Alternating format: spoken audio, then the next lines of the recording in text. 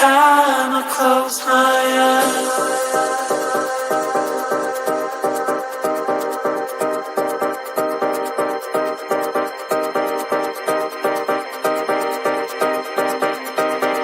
every time I close my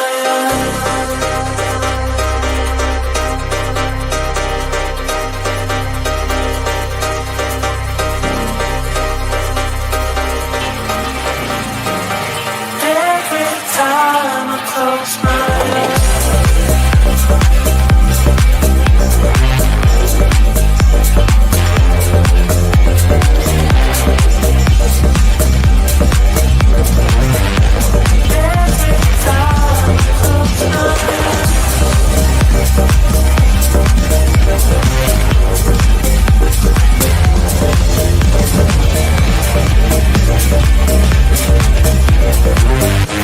Every time I close my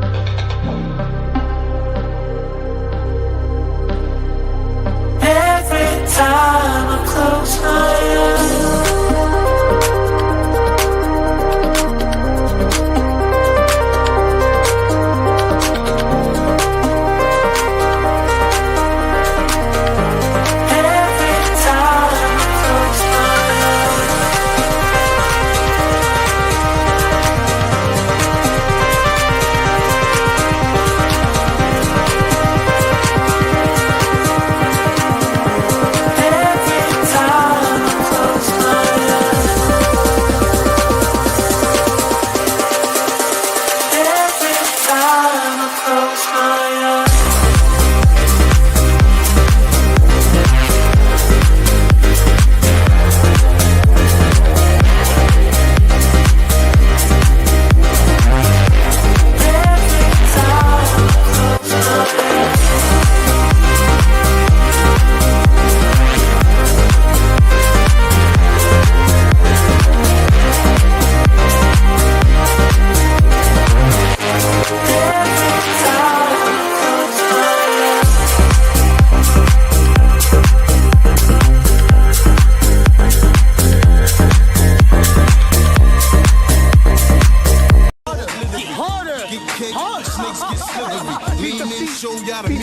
chivalry. Rap ruler, you can ask Buddha. Right jab like Zab Judah. Oh, is it? Every member on my team is a shooter. Tight like a room, no room for intruder.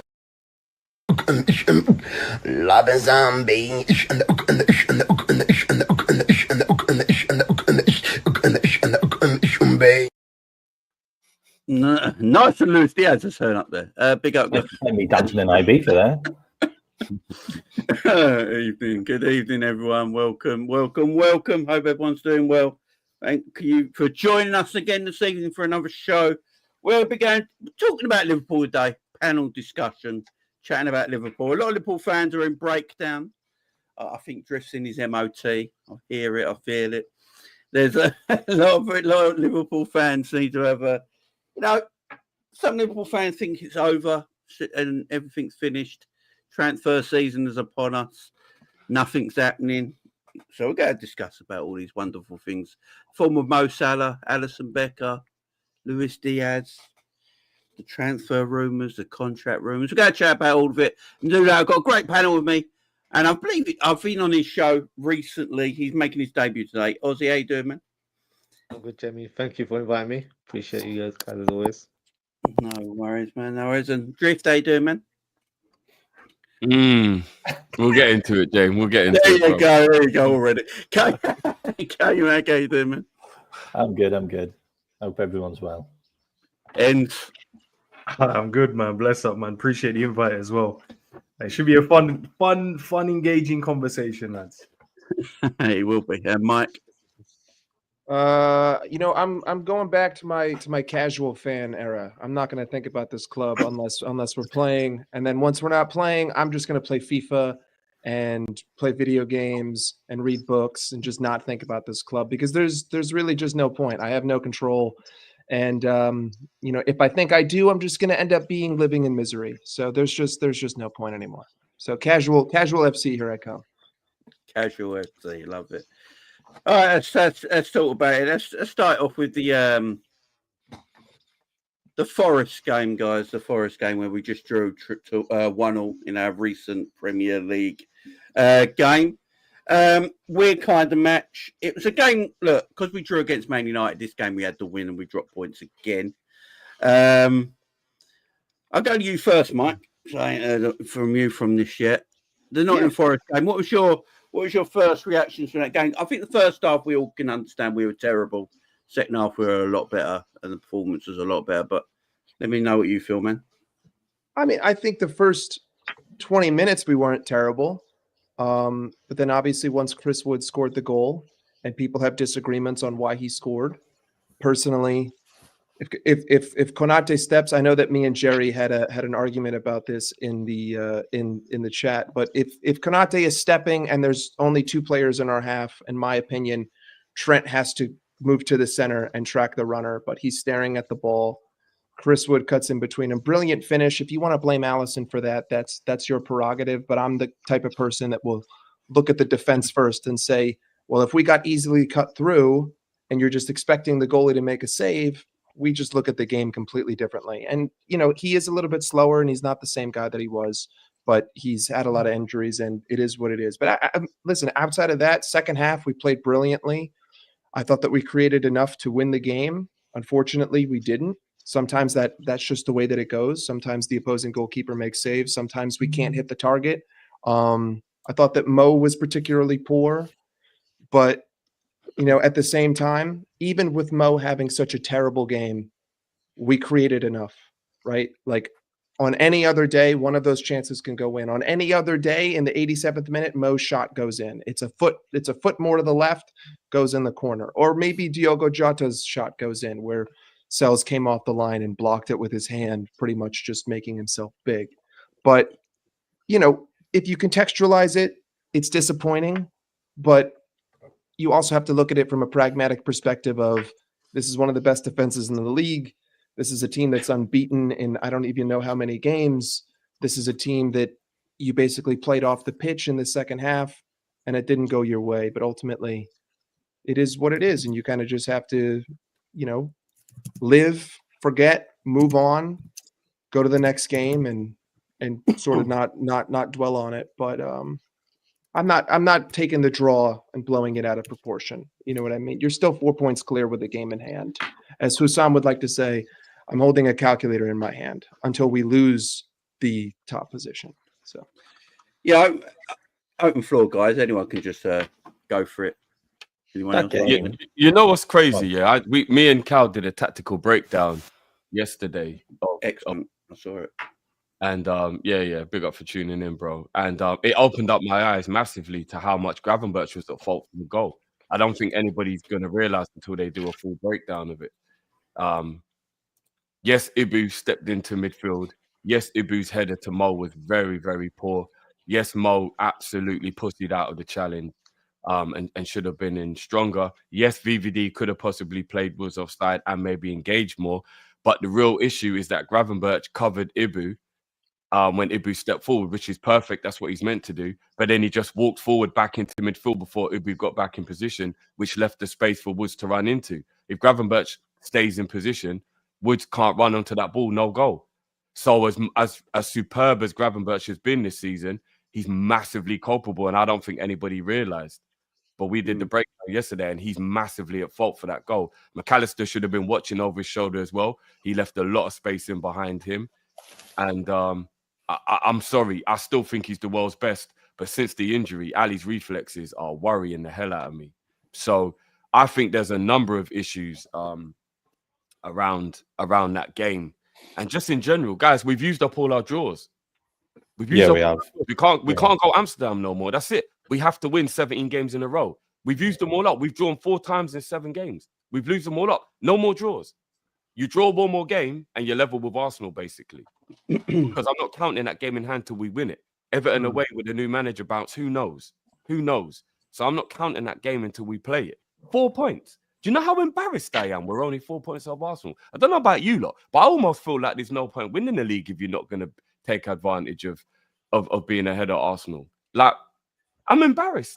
How are Arsenal only 4 points behind us? Arsenal. They've been dreadful. Do you know They've been what dreadful. their name says? Arse. I knew How that. are we only Game as 4 well. points ahead of them? Look, that game as well. Look, if you just isolate Nottingham Forest as a team right now, they're playing unbelievable football. They're not creating many chances, but the chances they create, they seem to score. Like, I think they've had the least shots than most teams and converted the most goals. Like, they don't concede many goals. And what I was really impressed with in that game is, yeah, we've got an Achilles heel on the right-hand side. We know that. It's been like that all season. Like it hasn't changed for the last 2 years, that right-hand side. It's just a problem. Like, Slot's going to solve it eventually. But I think the only way he's going to solve it is by someone leaving. But that's my opinion on that. But the reaction was unbelievable because we then came out second half and absolutely battered them. We battered them. Like, we had our goal and then 13 shots on their goal straight after that goal. And if it wasn't for a goalkeeper playing out of their skin, which seems to be a common theme against Liverpool, by the way, you know, Spurs' new goalkeeper played out of his skin, but he had a shocker against Arsenal. But it is what it is. But I just think we deserve more in that game. Like, we created a lot of chances. We should have scored more goals. That should have been a 4-1 for me. But it is what it is, and we move on. But as Slot said, losing to Forest at home doesn't seem like it was the worst thing ever now, because it looks like they are probably going to be in and around the Champions League places now. Still can't lose at home, though. It's not embarrassing like we thought it was at the time, but you don't lose your home games. You don't He made lose a your home mistake, didn't he? He made a mistake with resting players, with not resting players. Yeah, you don't. You know what I mean? I don't even think it's the guys are fatigued at all, man. I just feel like they just weren't on it in that first half. They just weren't doing the normal things. We got bullied in the first half. Same identical to the Newcastle game. You know, where these guys are just so nervous on receiving the ball under a bit of pressure. It's like hot potato. They just pass it off as soon as they get it.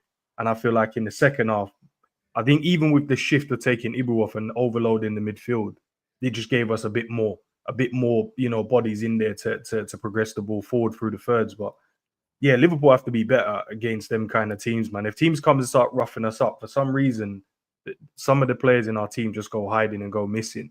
As soon as they feel a little tackled, there's a lot of complaints. And I know the ref in that first 20 minutes, you're like, he wants to let the game, you know, flow. And I want him to let it flow. But there were some things where I'm just like, come on now. You have to kind of, you know, rein this game in a bit. And then he started giving out cards, but that's because he had to instead of when he needed to. Yates again, bro, just fouling our players and getting away with it, which is fine. But these boys needs to fix up. We had enough chances from Mo and Jota when he came on to win that game comfortably as well. Yes, the goalkeeper was playing well. Yes, Morello and his brethren at the back was playing good. But at the same time, our top stars, our top players needs to perform when we need them to perform. Yeah, it's all well and good up to this point, and it's great and it's fantastic, but we got a title to try and go and win. And when you're playing up against a team that already beaten us at home, and then you get the chance to, you know, get not even revenge, just win the game, get 3 points, move on, especially after dropping the points against Man United.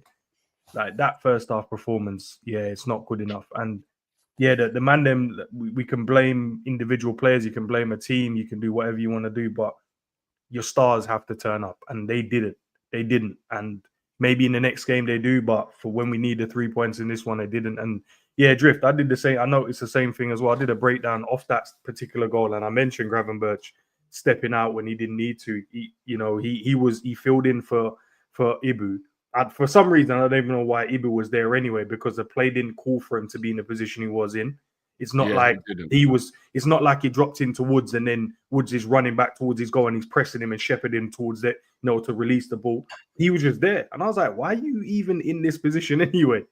I And then Gravenberch did. And then the header was I terrible. don't think Ibby's been good in the last 2 games, by the way. Like, I'm quite critical about him. But I yeah, don't that's think he's neither been here great nor in the there, last bro. 2 It's just games. that particular moment that he should have. Yeah, he should have just. Yeah, but it's more Gravenberch. If you're gonna fill in. Like, don't just go right. I've filled in now. Let me just ball watch. And yeah, Trent partly as well, but at the same time, he's in his position. He's not really thinking, these men are gonna between the two of them decide to just ball watch. McAllister is ball watching as well. But it's just good movement from Chris Wood, so you give him that and a good finish. But yeah, you're right. Yeah, that slow reaction dive was crazy. Still, he went down in stages. And it's not when Ali makes saves sometimes, we're like, how did he save that? And he makes it look easy. I feel like now he hasn't done that recently. And I don't want to say about him being fit, bro. He's a goalkeeper, bro. You had enough time out. You come back. It's not like your arms were broken or anything, or you had a bad wrist. It was your hamstring in it, and you've known for getting these injuries anyway, and you've come back and look fine.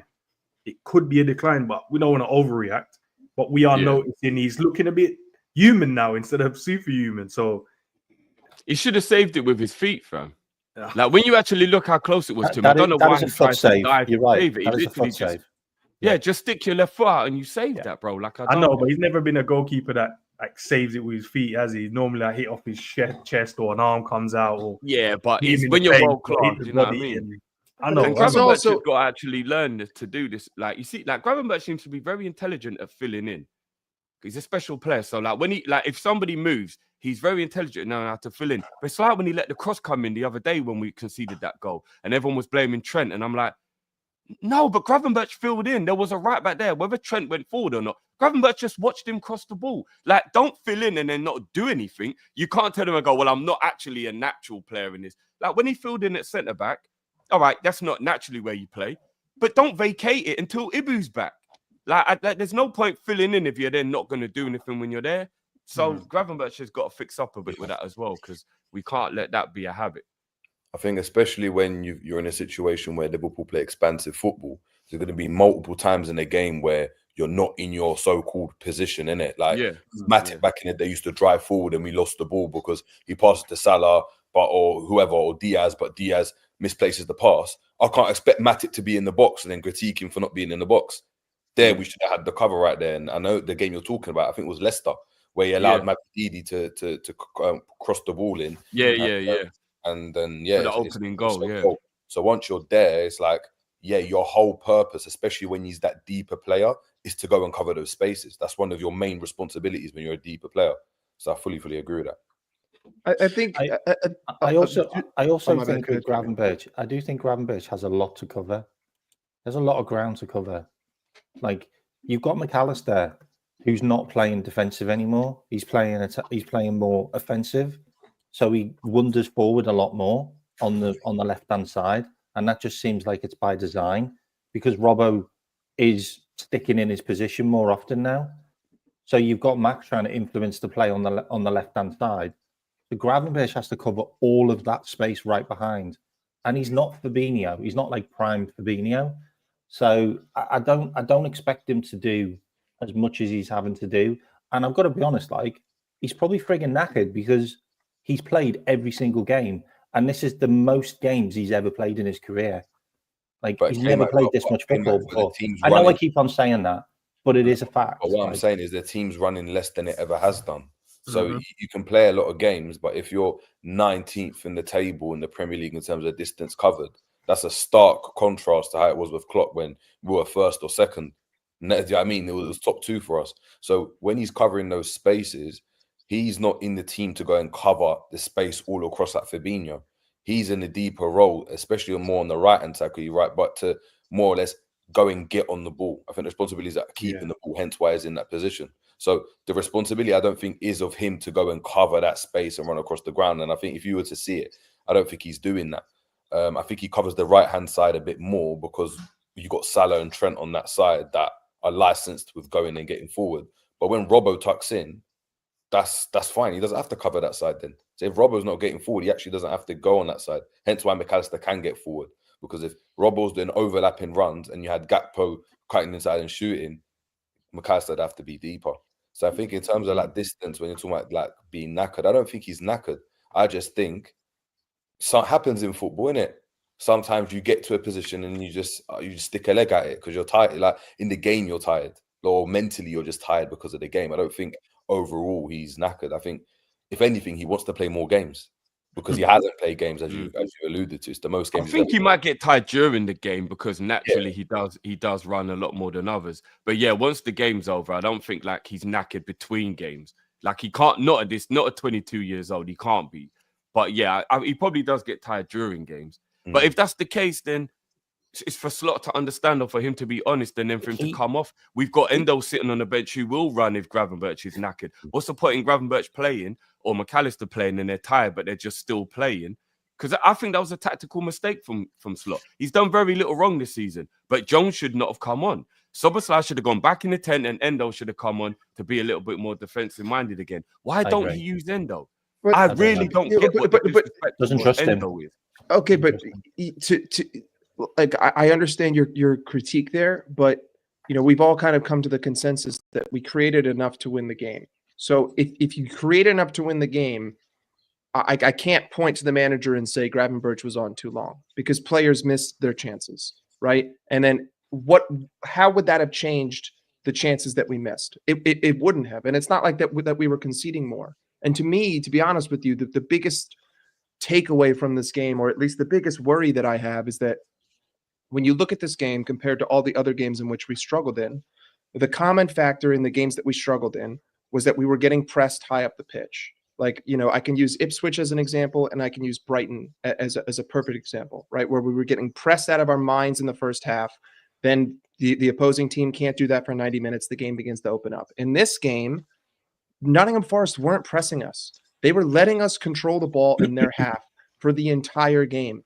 And we were getting cut open. Like, that's the first time where I've seen a team not press us and play better, which is like ultimately the biggest problem in my eyes. Because to me, the worry was getting pressed high up the pitch. We get nervous. We give away the ball silly. This time, they were giving us the ball. We were giving away the ball silly. We were getting cut open in transition. That can't become a pattern going forward. And I think that's more important than players playing too much or Endo needing to play, because it wouldn't matter what player was there. If everyone is being lax and lazy and giving away the ball, we're going to get cut open. And you know, I don't know. It's a small takeaway that I found from this game that I hope that other teams don't take away too, because you saw it at the beginning of the season. When we got pressed, we were in trouble. So teams started to do it and we dealt with it every game, but you can't do that for 90 minutes. If now you're telling me all you got to do is sit back, we're just going to end up crossing the ball, just have two competent center backs who can win aerial duels because we don't have a striker who can win them. Hit us on the counter. Mike, but on that, do you think Forest played well? I think Forest executed their game plan. I think that their game plan was to sit back, have Murillo and the other center back simply dish away the ball, compact to a back five or whatever it was. Because in the first game, they were playing almost like a back seven. But in this game, they were just defending compact centrally, forcing our wingers wide, forcing us to cross the ball in. They backed themselves to win the aerial duels. And then their plan was to just hit us on the counter. If your game plan is to have 30% possession, you can still win games. Teams did that against us with Jurgen Klopp. 100%. How many games did we lose with 70%? I agree at 100%. I just think, if I'm being honest, from Forest's point of view, I don't think they executed their plan to how they in the first half. I think they did. I think they got the one chance. I think first, I don't know when Wood scored, 14th minute or something. Yeah. Liverpool were all over Forest. Yeah. They had one chance that happens in football, especially if you're trying to go and get the goal. They cut us out and we've already gone through what could have happened, how we could have stopped it. Yeah.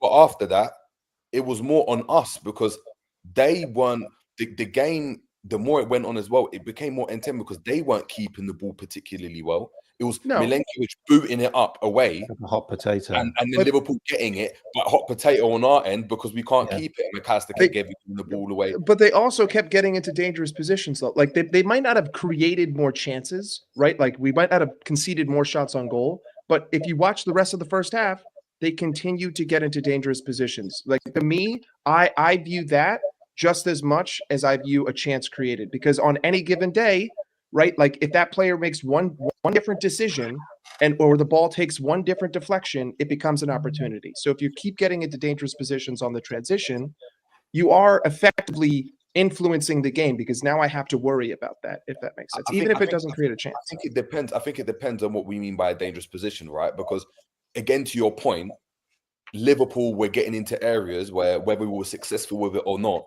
we're crossing the ball in from certain areas, taking shots from certain areas.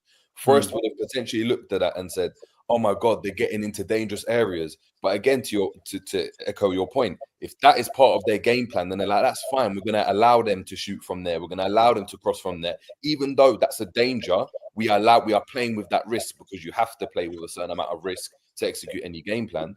Then you're looking at Forest and okay, they're going to go and do that. And if a ball comes in and Gakpo crosses it and Szoboszlai heads that in, as an example, right? Yeah, they dealt with it, so it's great, but that was a dangerous position. Or when Gravenberch had this shot in the first half, it slid over, that was a dangerous position. So again, Liverpool, I think what it is when Liverpool play, I think we need to just be understanding that there is going to be a level of risk, and we are going to allow teams in certain areas, even though we might perceive them as dangerous, because we don't play like Chelsea Mourinho, and we don't play like Nuno Espirito Santo, where we're so solid. So what the dangers will be is when you, for instance, basics, if we play with a high line, the danger is the spacing behind. So guess what? The team's going to play a ball over the top, and you might have to go and sprint back. And especially if you're away from home, and the fans go, "Oh," because all of a sudden, do you know what I mean? Virgil's being run down by Elanga. It feels like they're getting into dangerous positions, when actually Liverpool are playing with that risk and counting on the fact that Virgil's got the speed, Konate's got the speed. That did happen, Jerry, in that game. There was a couple of times where they just played a long ball and Robbo fell over, or Virgil had to do a one-on-one tackle. And if the player had got past him, he was clean through. But that was the risk we played, especially in the second half, when we basically went down to one defender and played Gravenberch as some kind of libero, like defensive midfield. Yeah, Jamie, can you bring up back Cav's comment? I think that comment is a great comment as well. Someone's got an echo as well on their mic. Sorry, it just keeps on. I think my question to you guys is, at the start of the season, the combination between Gravenberch and McAllister looked good. And it's not to say we're going to drop or you're not rating a player or whatever, but through the season, sometimes combinations change, right? Teams change how they play against you. You might have to adjust sometimes based on the opponents we're playing against. Drifty's asked for Wataru. I've asked for him as well. And the funny thing was, I said in the preview, I think we should go with maybe just playing Wataru and Gravenberch, which then gives everyone else a bit more freedom to go forward. And that could give you a lot more protection. Because Wataru gives you, especially when you've watched him play, when he's fielding at centre-back, when he's been in the midfield, there's that added bite in there. And I feel like at the moment, we don't have it. And it's not that the players can't do it. They're just not that type of player, where Wataru, you can see where he's just stepping in and winning the ball off the opponents early. He's aggressive. He's hunting you down. You can't turn. You're going backwards more than you can go forwards against him. So it's not about dropping someone. It's not about like, oh, what you want Sobo out, you want Mac out the team. No, it's just going. We're in a different period of the season now. Can we just look at the combinations again and see if we can adjust it? And does that mean Wataru comes in, and does that then we can give Sobo a bit more license? You don't have to come back so far, bro. Or McAllister, he's been shouted at. People have been saying play him in the 10 in a couple of games. All right, you can go there then, Mac, for this game, and just give you the freedom. Let's see if we can. Not only can we have that solid defense and that control and what Cav's asking for, which we did, then you can just everyone else. Trent can go and Tsimikas or Robbo, whoever it is, you can, because you're gonna have Ibu, you're gonna have Virgil, you're gonna have Grav, and you have Wataru just waiting to just sweep up whatever danger that might happen.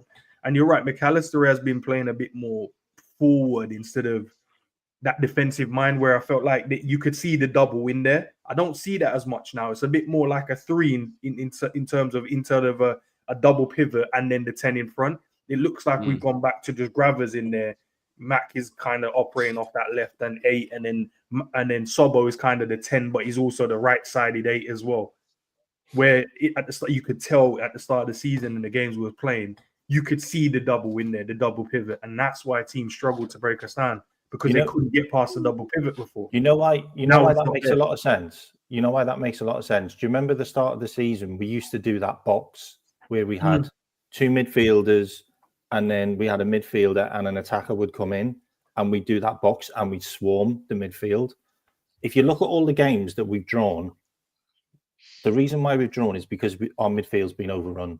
Like they out-battled us. It happened at Man United. It happened at Tottenham. It even happened at Chelsea, by the way. But we still got a win, and that was one of the hardest games. It also happened with the Newcastle game. Our midfield got beaten, and they got chances and overrun us, and ended up scoring goals. And that makes a lot of sense to make our midfield a little bit more stronger. Like, you know, you want this press resistance, possession in your midfield constantly. And that's the reason why you probably went for your Zubimendi. But he's also got a bit of bite about him as well. If your midfield's getting overrun, then yeah, why not throw a guy who wears a gum shield in games? Yes. Well, Like, let me Our midfield is soft. I agree. We have to be honest. I don't like saying it out in public. Our midfield is soft. Who's hard? Pause. In our midfield, out of Gravenberch, McAllister, and Szoboszlai. They're soft.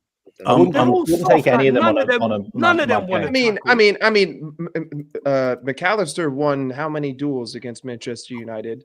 No, he's a Szoboszlai good is the tackler. only. He's a good tackler, Szoboszlai is the only one who will run around the pitch. Mike, we're and generalizing it though. We're not. Yeah, Don't get me wrong. McAllister is good at putting a foot in. Like I do rate him, but like, he's still generally speaking soft. He's a silky. None of player. them are killers. Playing. None of them are Yeah, killers. what it is, I think we're forgetting that Slot is struggling with the fact that he doesn't want to go and play this gung-ho football and, you know, put Endo in and battle teams. He doesn't see football like that. He's trying to go and outsmart you and have the most technical players on the pitch at any given time, right? Especially in the midfield. Them teams that don't work in the Prem. I know that's a fair that don't work in the Prem. That's a fair assessment. But within himself, he's looking at it and thinking, obviously, he's coming to the job. He's only been here 7 months, well, just about 7 months. Go back, do you know what I mean? 2 weeks, a week and a half away from Feb. But he's coming into it and he's got his opinions on how football should be played, and hence why, you know, he's playing Gravenberch in his six. Beginning of the season, none of us thought Gravenberch could play in that position, and none of us. It was either going to be Endo, if not, it was going to be Zubimendi. Otherwise, we were going to be finished. That was the narrative, and then he played there and was like, oh my god. And that's the way he looks at football. We play a more patient build-up because he doesn't want the game to be end to end. And what happens is naturally our players revert to type. So because it doesn't work, or the players feel and the fans feel as though, and we were speaking about on Endo's show yesterday, that the build-up's too slow, and oh my god, we're playing this way, but all of a sudden we conceded.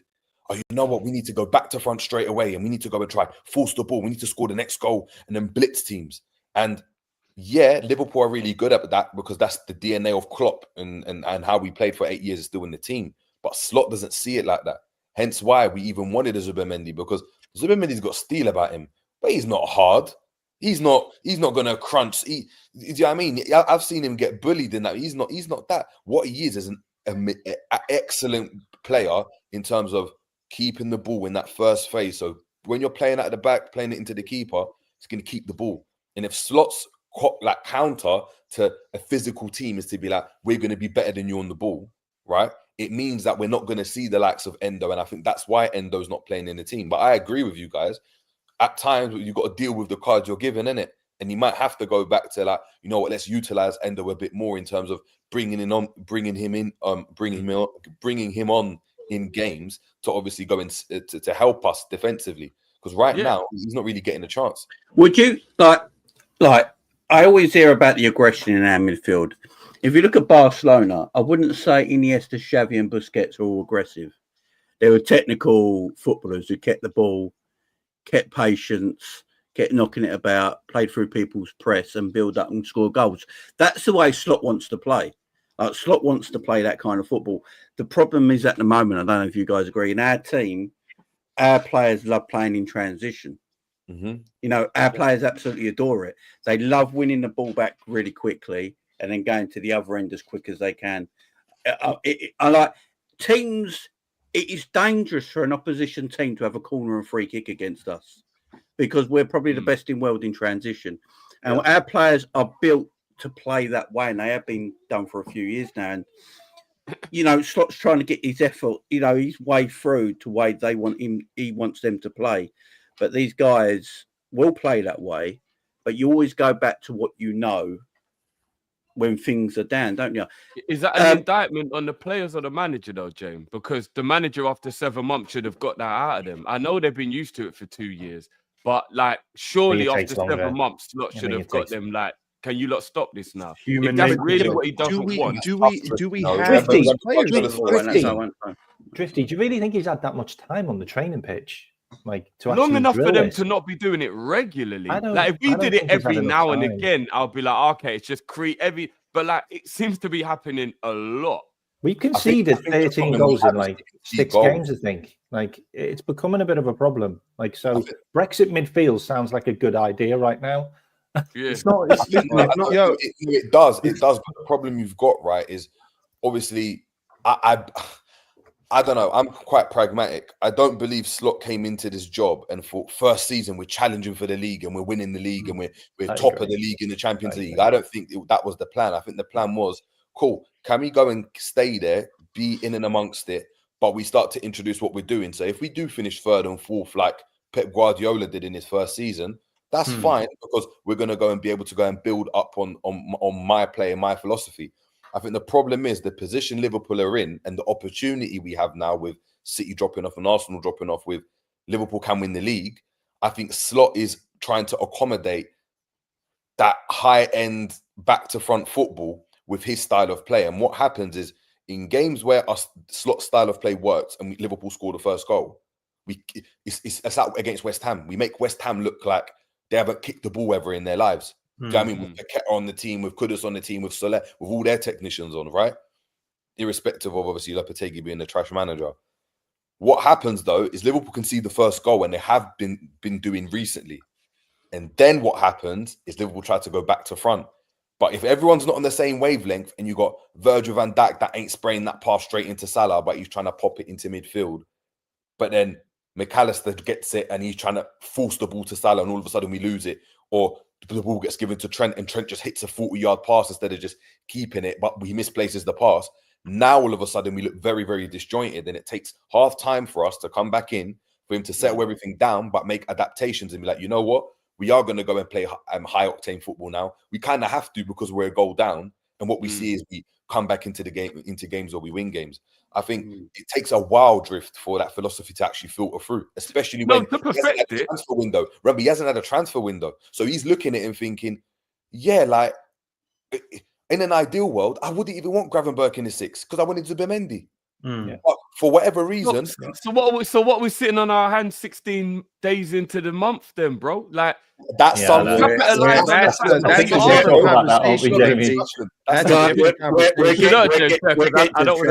want to bring it back for pointless reasons. You know what you said about it in the thingy thing, James, yeah? That was bang on. The only thing is, that's the greatest midfield that ever existed with 3 of the best players you've ever played. I went there. No, but you know what it was though, James?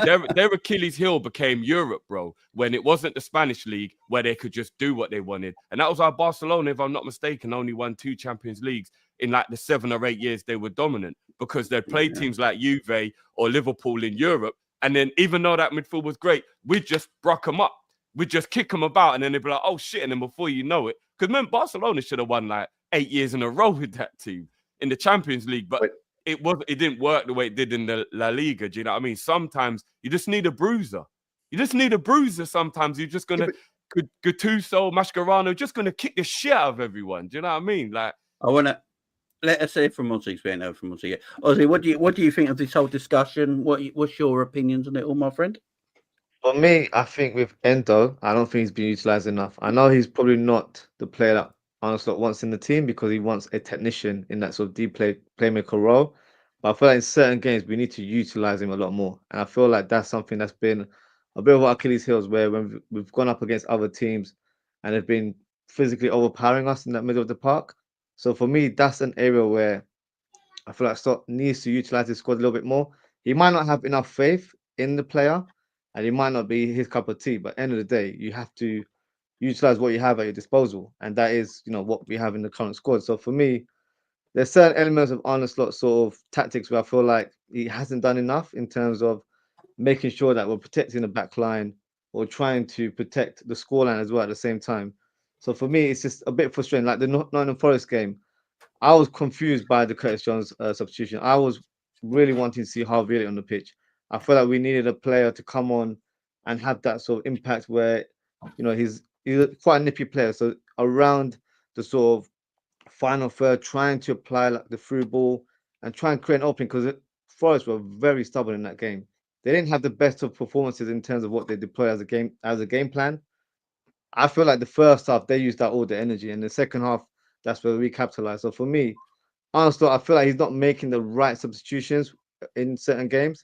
I'm not saying that's that's the big issue there. For me, I feel like Endo needs to play a lot more. I feel like we need to have, like Drift mentioned earlier on, a good Tuso, that type of player who can come in and just be a bit of a nuisance.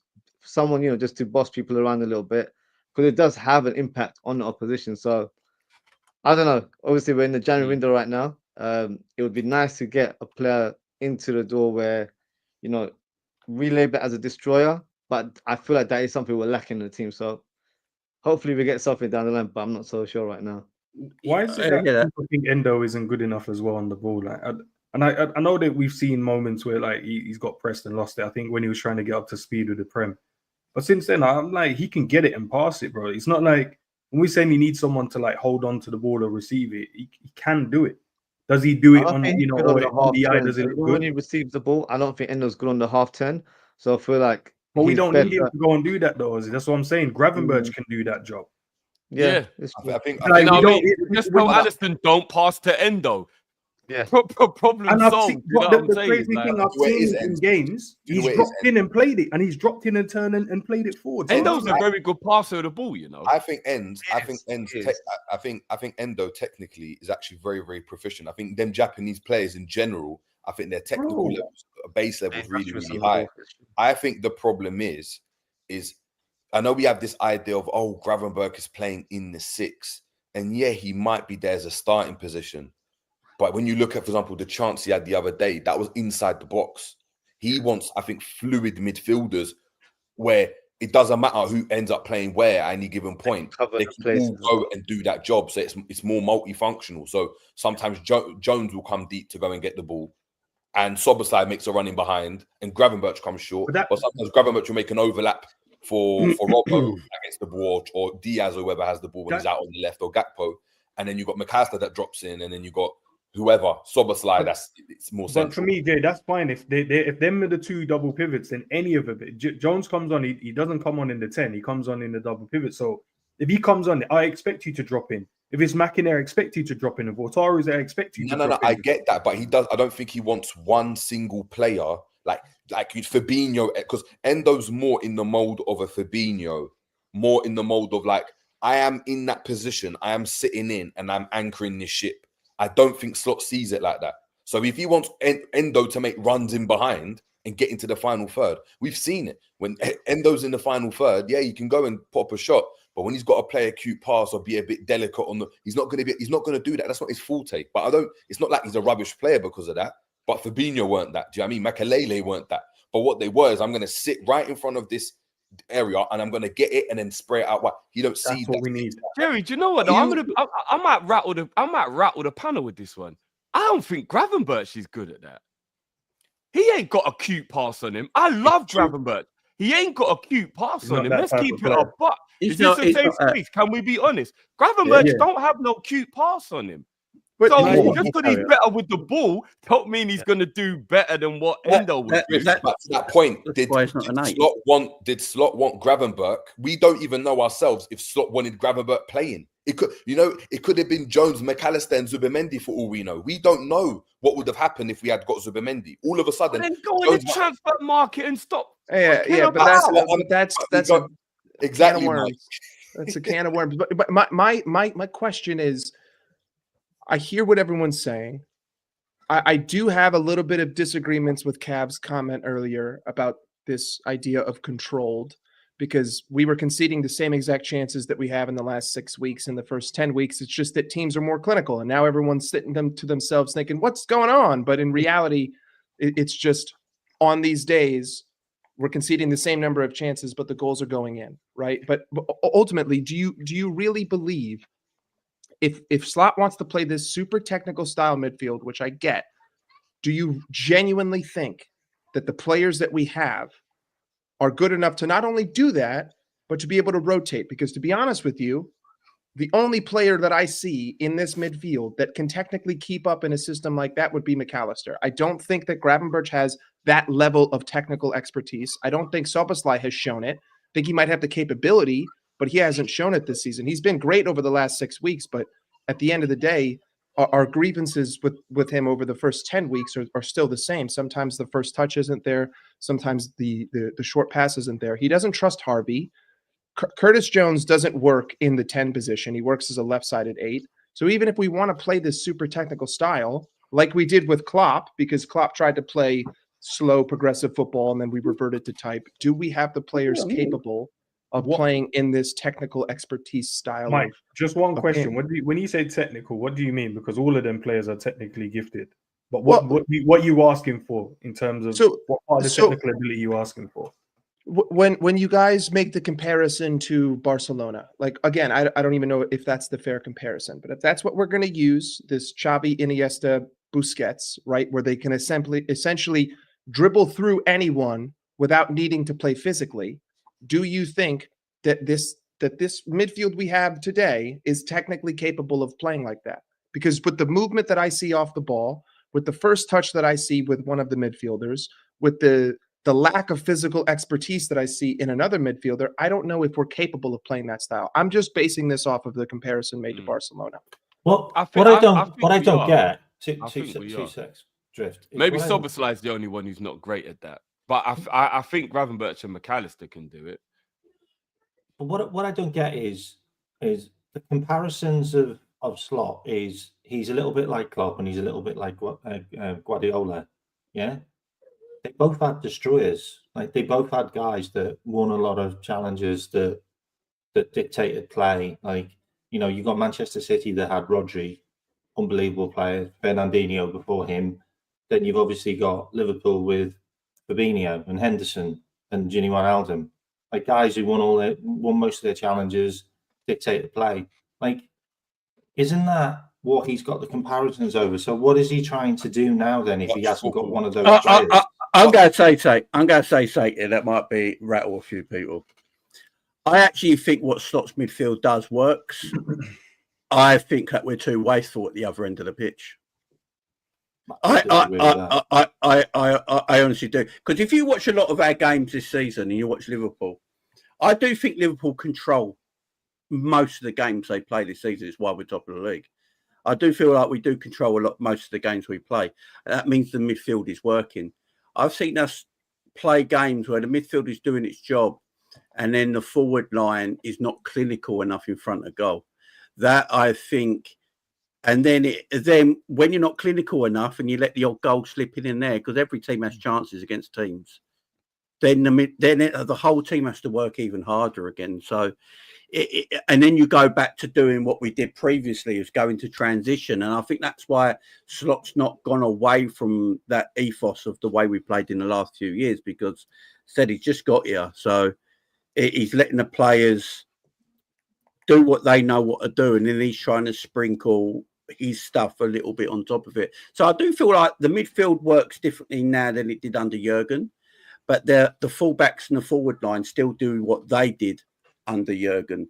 So it's not a complete puzzle yet. Jamie, to that point, then I'm just thinking out loud. Do you think maybe that the players, right? So the Salah, your Jotas, your Nunes, your Diaz, whoever that's played, because they've played under Klopp and played it for so long, especially Salah and Jota more so, they are players, and even Nunes to a certain extent, because if you look at the numbers, even compared to last season, they've dropped off dramatically. Is they're players that require a lot of chances to score goals. Mm-hmm. Whereas you go and look at Forest that we were talking about, they had one chance, it's a goal, right? Because Liverpool still score a lot of goals. I think we're second top goal scorers in the Premier League. So that's scoring goals isn't necessarily a problem for Liverpool, right? And defensively, it's not like we've got a shocking defense as well. I know we've been conceding recently, but it's not a shocking defense, generally speaking.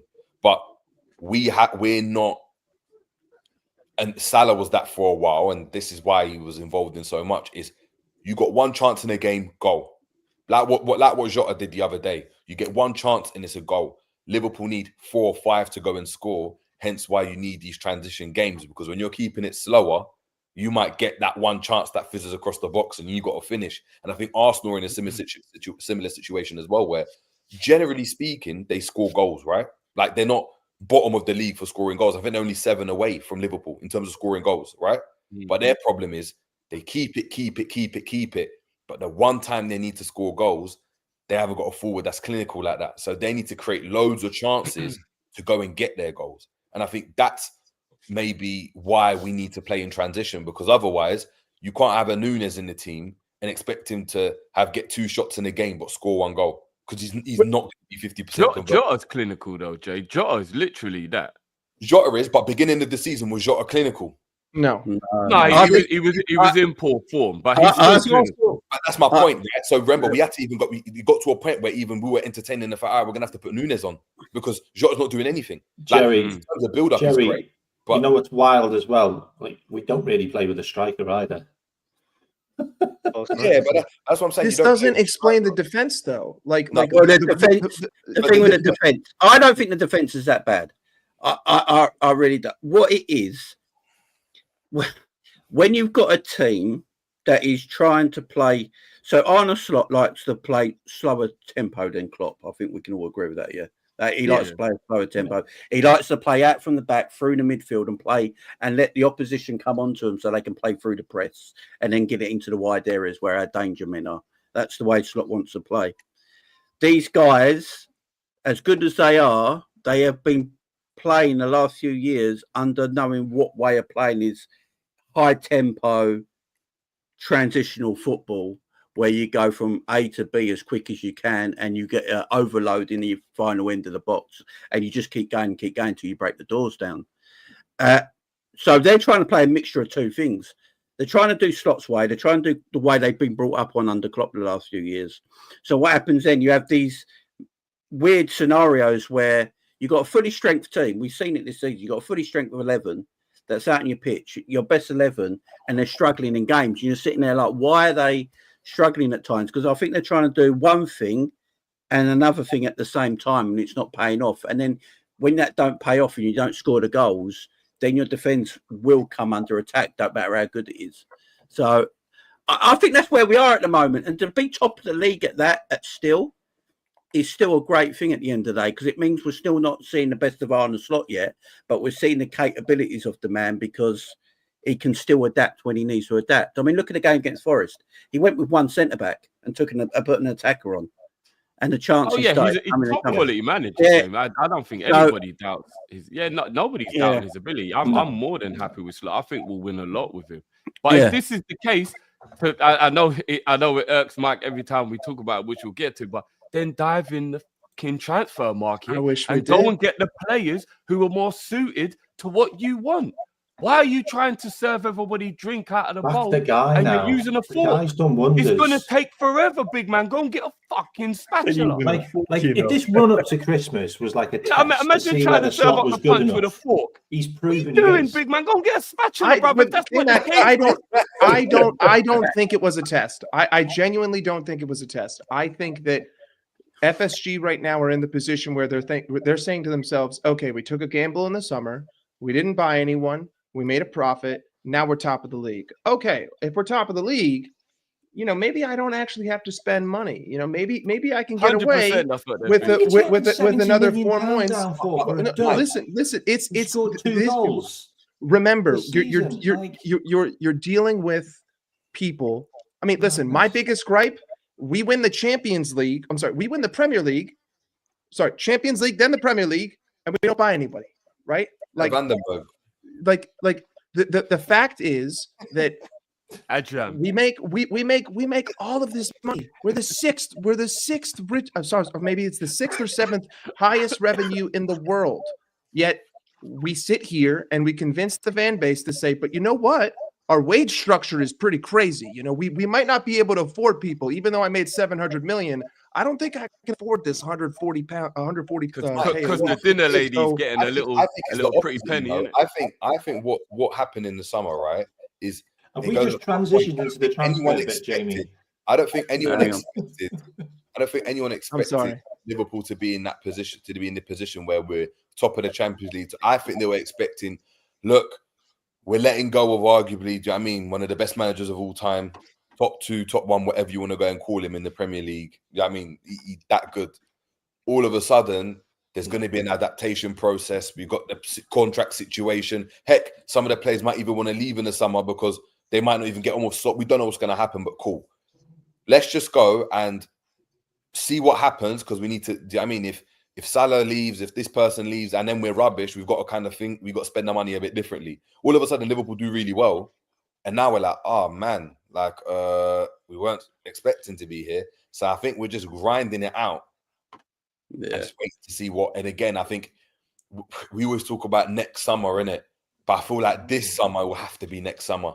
It will have to, because complacency. It's called complacency. Next summer, FC. Come on, Jamie, right? Can you see us not signing anyone? Do you think it's just going to be what, Chiesa or Dan? Next summer, FC. I'm with you. I'm with you. Right, before we get all to that, Chiesa not even played a Premier League game. For God's sake.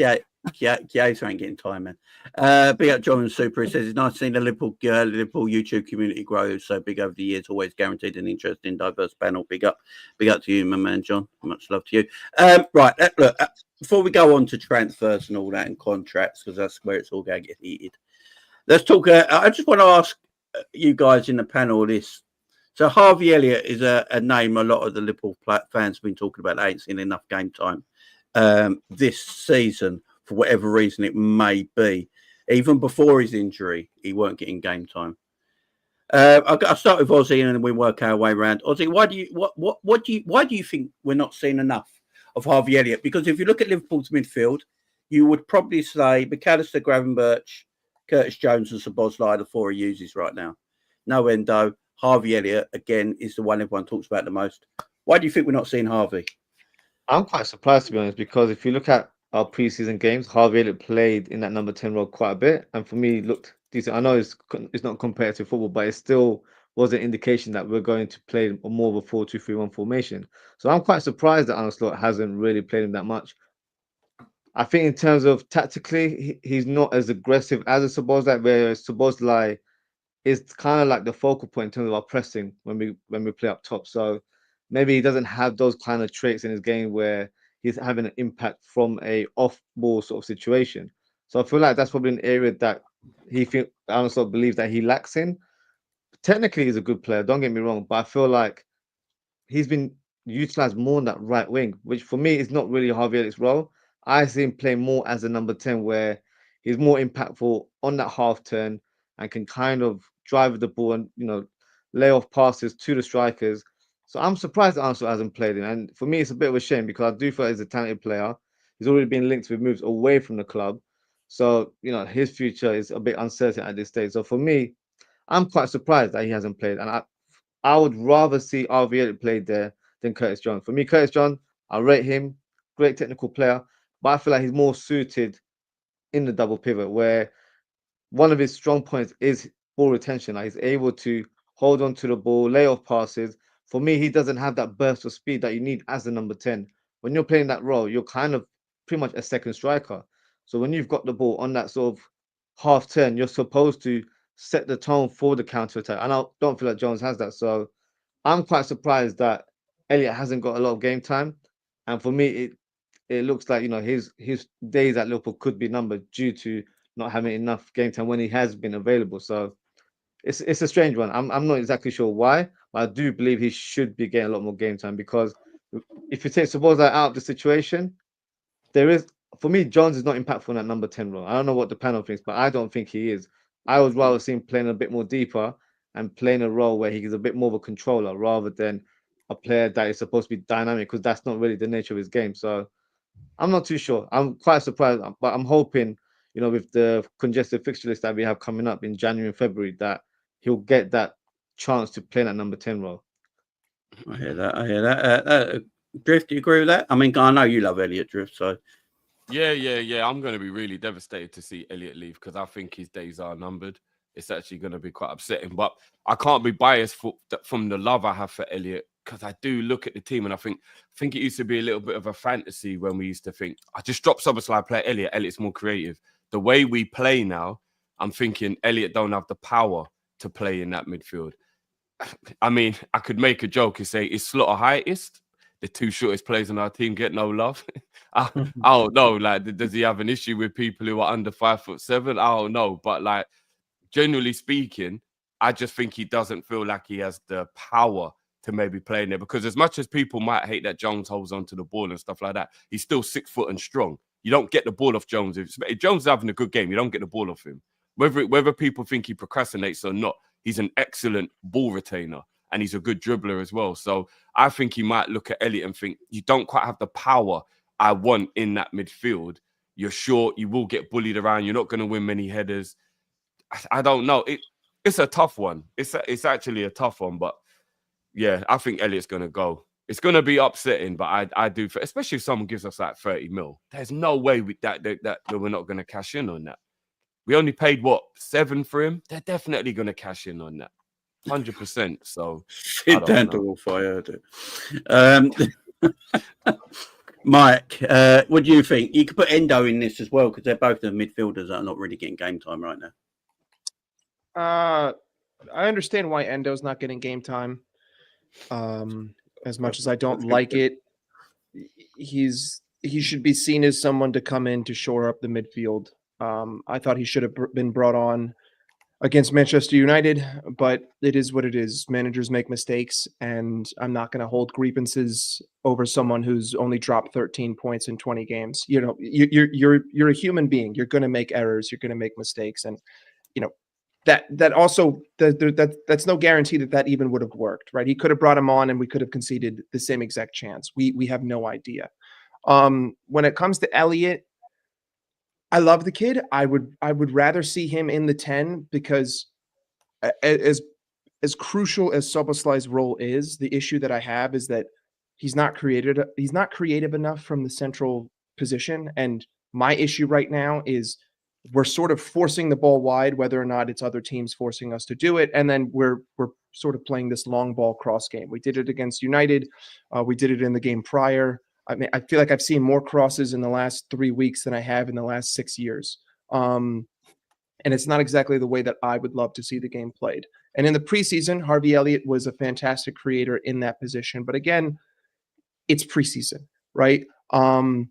I just don't think that Slot rates his profile. I don't even think that it comes down to him rating him as a player. I just think that Slot is a profile type of manager, and if you're not the profile that I want you to be, you're not going to play. Because when you really think about it, there's not too much of a difference between Curtis Jones and Dominik Szoboszlai in the 10. Both of them will press, both of them can retain the ball. It's just that both of them lack that creative spark, right? Like that one lob through ball. McAllister can do it, but McAllister can do everything. If anything, his only weakness is just the fact that he's not 6 foot tall, and the fact that he's not, super physically strong, but he doesn't really need to be. So as much as I would like to see him stay, and as much as I would like to see him play, the manager doesn't rate him. And if the manager doesn't rate his profile, and if he doesn't rate his profile, I kind of just have to throw my opinion away, because he's the boss, and I'm just gonna have to hold that. Yeah, that ends with Harvey Elliott. Is it the way we play in the positions that the players pick up? Is there only really one position that Harvey can play for Liverpool right now, and that is in the 10? And that may be why he's not getting games. What do you think, man? No, I think you can put him anywhere. I think he's a baller, man. But the problem he has is he fell into the trap the last season with Klopp, and he was more of a super sub, assisting and scoring goals. Come into this season, had the opportunity to prove to the manager that, yeah, he can play in that position. Then he picks up an injury and he kept him out for 3 months. The problem is through that period, Liverpool was just winning games and dominating games. So you've got a manager now that has a player there that possibly he can play, but it's like, well, the system is working. We ain't losing. There's not real need to rotate or change it. Szoboszlai's a machine. So, and then you've got Gravenberch, he's young, he's playing every minute. You've got McAllister. And then you've got Jones that's been fit. So he's had the opportunity to play and he's scored and assisted. So he's looking at going, yeah, Harvey's there, but I can't find the room to give him minutes. And that's why you probably just seen him play more in the cup. But in terms of the question, in terms of his position, I think in the 10, he'll be good, man. I think he can play there. He's dynamic when he's on the ball. He's starting to like not just pass to Salah as well when he was used to just play to him. I think he's got that cuteness. You know, them passes that we're talking about, what McAllister can play. I think Harvey can play them as well. Because he's so cultured and composed on the ball, he has got a good one. He's got a good finish and a good strike on him. So he can finish off good chances for us. But it's about trying these players, right? The manager ain't gonna, we ain't asking the manager to rip up his system and what he's trying to do because it's working. But what we're trying to say is, I think going into this second half of the season, the way we've started the new year, it hasn't been great. So maybe we have to look and give the other guys the opportunity to come and prove themselves. Maybe we have to put an Endo in there, and maybe we have to just try Harvey in the 10. And it doesn't mean you're dropping the next player to put in there. It's just we're trying something different to see if this could work. And yes, it probably doesn't run as much as Szoboszlai, but Harvey's never been one not to run. He's never hide away from like hard work. He's always in there battling. Whether or not he wins it, that's something else. But we had a little build-up where, you know, we used to punch it into the striker. The keeper would go long into the striker. He sets it off to the 10, and then we'll send Mo in. We ain't done one of those in ages. I saw that at the start. We ain't even done that, but Harvey was a big part of that. Sobo isn't doing that. He's a different type of 10 now, how we're using him. And we just need to give him the opportunity, bro, and see what he can do. And stop just thinking, oh, the manager doesn't like him, he's not favourite. Yes, the manager, it's not about he doesn't favour him, it's just that, bro, I can't get you in. When do I get you in? These men are forever fit. And then the guy that's in front of you, because you fell out of favour, because you was injured for 3 months, like, I'm not going to push you in front of Jones now, because Jones has been fit and he's been playing. And in the manager's eyes, he's probably thinking Jones has done well. So then it'll be unfair to go, nah, Elliott, you're now in front of Jones. And that's Jones' recent form says play Elliott though. Jones has had 2 back-to-back, and he's still not getting in. But here's the problem: we can't just go because of 2 games. No manager will ever look like that. If you look at every game and go, you're shit, so I'm going to take you out for this one because you was rubbish in the last game. I think it has to be over a month. I think that's the only way. And it's not like he's been like dreadful where you're like, bro, why are you even on the pitch? It's maybe he's not doing what we want him to do, but he's probably doing what the manager wants him to, you know what I mean, what he wants to do. Or else, why would he play it? Because no manager will have a player on the pitch not doing what you want him to do, bro. And leave one more bad game though, and he's got to be dropped. But that's what you one give more him, bad game. Yeah, you give him games like 4, 5, 6. That's probably like a month, innit? 4 games, because normally you would play like 1 game a week. But obviously now we've been playing like 2 and 3 sometimes. But averages out, let's say 5 games in a month. If he goes 5 games and he's been underperforming, then you give Elliott the run. Because now I'm not gonna lie though, in the title race, can you even give 3 or 4? But let's be real. Do you know what I'm saying? Like, no, but for us, he's playing. For us, he might not doing what we think he should be doing. But the manager's like, well, he's retaining the ball. He's doing what I want. He's slowing the game down. That's what I want. He's not rushing it. He's not going back to type. He's not doing what the Klopp used to do. He's doing exactly what I want. But we're like, bro, why are you not passing that forward when you had the opportunity? Oh, bro, why are you taking so long on the ball? Why are you turning 3 times? But the manager's like, no, I need us calm, bro. Let's recycle it. Let's go again. So that's the reason. Well, I hear that End put together a nice argument there. Big up, man. Jerry, so when you look at Harvey under Klopp, we played a flat 3, a lone number 6. He played on the right of a 3. McAllister off left of a 3, or Curtis on the left of a 3. With Liverpool, because we play that double pivot more than likely in the 10 in front, or we play 4-2-4 at times as well. They're the 2 main formations that he likes to go to. I don't feel there's room for Harvey in these formations. And then we're getting linked with Dibbling from Southampton, who plays right wing and the number 10, the 2 positions that you would assume Harvey Elliott would play if he's fit. Do you think there's an issue around Harvey with slot? It's just not his not his preferred type of player for these positions that he feels Harvey needs to play in. Yeah, I think to be fair, this isn't anything new with Harvey, to be fair. I think Klopp really liked him as a person, as a player. Again, works hard, runs around. But you've always had this debate. Is he a right winger? Not really, because he hasn't got enough pace. Is he a midfielder? Not really. Like, he's more of just like an out-and-out number 10. Klopp don't play like that, though. Like, this idea that is just like his number 10, like back in the day, Platini, Zola, that just stay in that creative 10s. He's not going to play like that.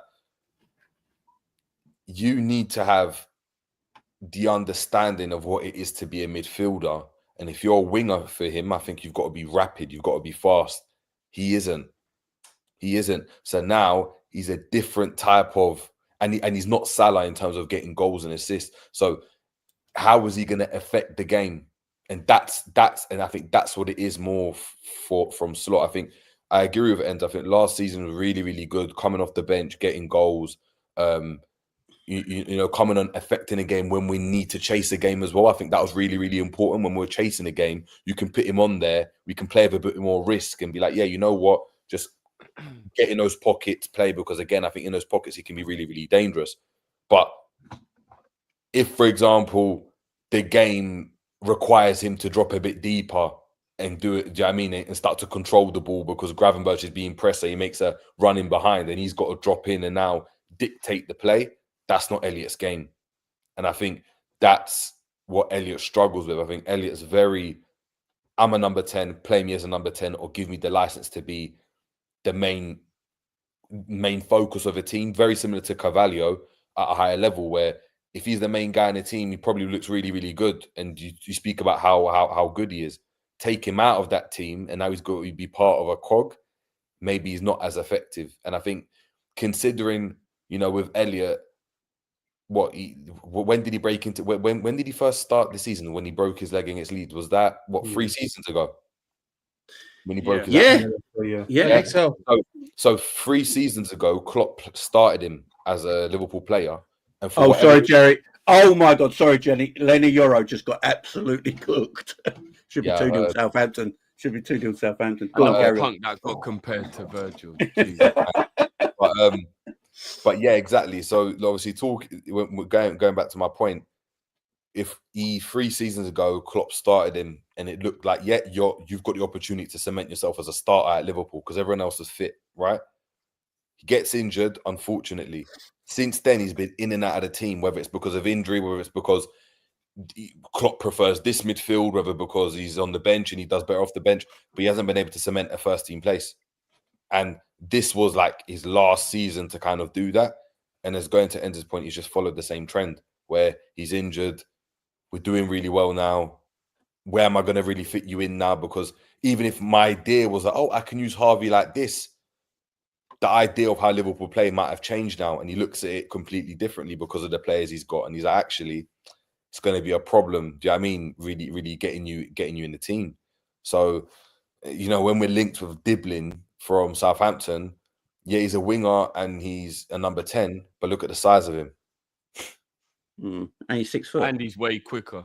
That's my point. He's just much more athletic. So at that point, it's like you can see a benefit to having a player like that can run the line, that can in midfield, I mean, give some physical presence.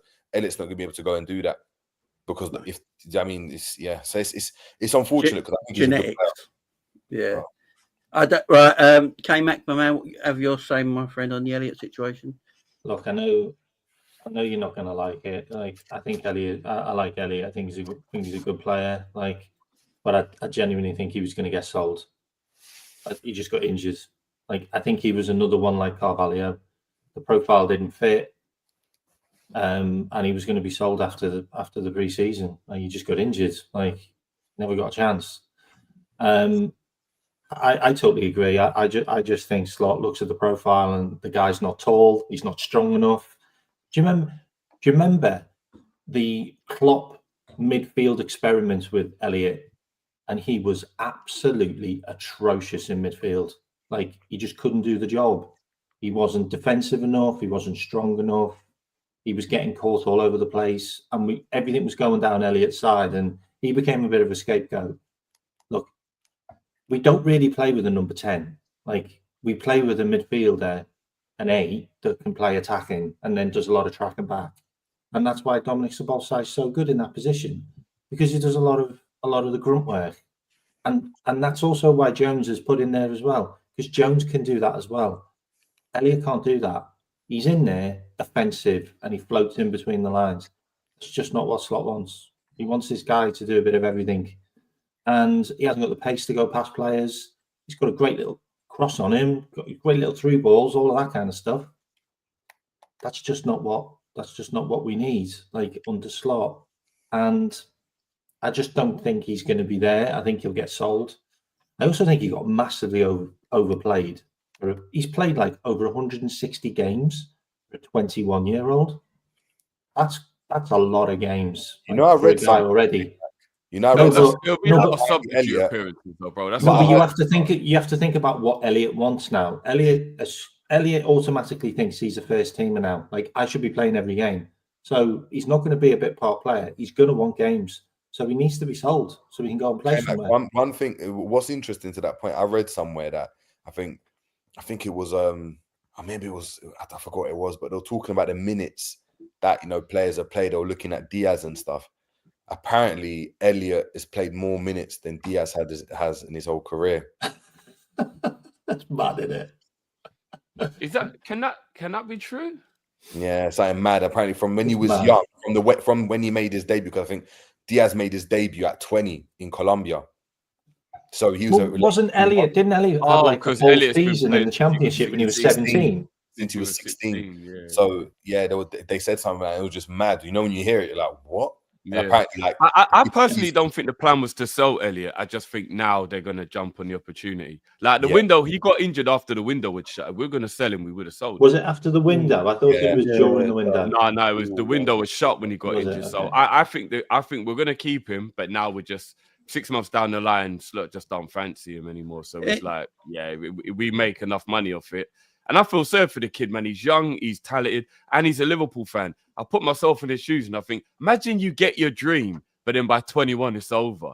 Like, I feel for the kid, man. Like, I don't know. Do you think it's, sorry, 2 secs. Have you actually watched the Jaden Dan's Elliott video that's on YouTube from Liverpool FC? No, not where they're rating goals. Yeah. Listen to Elliott. Elliott sounds like he doesn't feel like he's going to be able to play for Liverpool again. Like, one of his goals he scored. Huh? Is that what you took from that?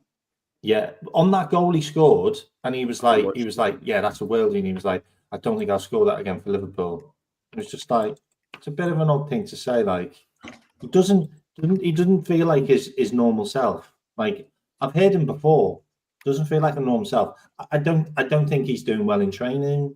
And, you know, he got a chance against Accrington Stanley. He wasn't very good. Like, that's Accrington Stanley. Like, yeah, but I think he's rusty, though, isn't it? He's rusty. Yeah, I think we've got to remember as well, guys, is that obviously we've got a new manager and it's football, innit? This stuff happens all the time. It happens where a manager comes in, doesn't fancy 3 or 4 of, our favourite players, and they move on, innit? And that's football. Like, it doesn't take away from the fact that they're good players, but a manager comes in, looks at, Kwanzaa, looks at Elliott, looks at whoever, a Nunes for some people, and goes, yeah, you know what, I'm not fancying you. But the manager before had a lot of love for them because they see the game differently. And when football's always been based off opinions, that's just how the cookie crumbles, isn't it? And it's sad, but it's football. I think Harvey's quite a cultured midfielder. When I watch him, I actually think he'll suit German football quite a lot. Maybe that's why Bruce. He'll cook in Dortmund, wouldn't he? Yeah, I think that's why Dortmund. He's quite a cultured midfielder, and I think he's a talented player. But for some reason, look, maybe it's the fact that Slot's just got here and he feels like he has to play his best players, and he ain't got time for the younger players right now because it's his first year. I don't know about that. I don't know about that, Jamie, because he starts Darwin Núñez over Jaden Dan's. So yeah, that's because Darwin Núñez is Darwin Núñez. If you like him or hate him, he's still a first team player. Dan's is still a youth player from the youth team. Dan scores the winner against Notts Forest if he comes on. I don't care what anyone says. I don't know about that, but his goal against his goal against Accrington Stanley, again, it's against Accrington Stanley, but I would never in a billion years ever see Darwin Núñez do that. Did you see that goal as well when he comes in, when he stood there to tap it? Have you seen some of the goals Núñez is offside.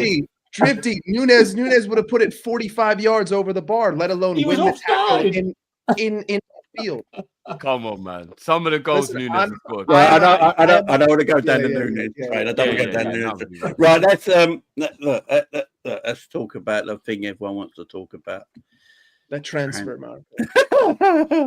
The transfer window. Do we want to talk about it? Right, I want to get everyone's normally that bothered, but I actually am right now. Sorry. So apparently this quote was doing a round today. I don't know much about the quote. It's just a quote. I can't find the full article where it's come from, but apparently it says this: Liverpool have money to spend after making profit in the summer transfer window, but they cannot complete the quality of deals that they want. Then get rid of this bum. What's he here for? So I don't know what the players are they're looking at. Should we ever? What are the players we're looking at? Because that's obviously saying there's money there, but the players we're looking at aren't available. Jamie, no, what that article is basically saying, bro, is that Richard Hughes is crap at his job. That is what that article is. How can we not complete what we want to do? We're Liverpool Football Club. We're top of the league. We're one of the biggest clubs in the world. Why would we, and if we've got money, why would we not be able to complete the like Richard Hughes is going on holiday for Christmas and New Year's, guys. What are we doing here? What is he doing here? Does he think he's still at Bournemouth? Is it Richard Hughes is all his fault, or is he handcuffed and it can only do what he can do? Well, FSG obviously are a major part to play in this. We know that already, but I'm blaming them all. Edwards shouldn't have given his brethren the job. We all know someone who's got a job, and we're like, how did he get the job? And it's because he knows someone. He's not really good at his job, but he just got the job because he knows someone. Richard Hughes. He wanted Hughes, a yes man, by the way. That's what it kind of feels like. Hughes can't be let off for one reason and one reason alone. We hired a vaping, beach going German for 6 months who revamped our midfield with 3 transfers. So I'm not going to hear any excuses for Richard Hughes. It's that simple. Different areas. We got rid of every midfielder. So yes, but ultimately, so ultimately, most of these targets that we're looking at are not relatively expensive. Zubamendi in the summer for 60 million is not expensive. He's got this left back. Regardless of that, this left back, I believe, was 25, 30 million. I think the other player that I saw is 30 to 40 million.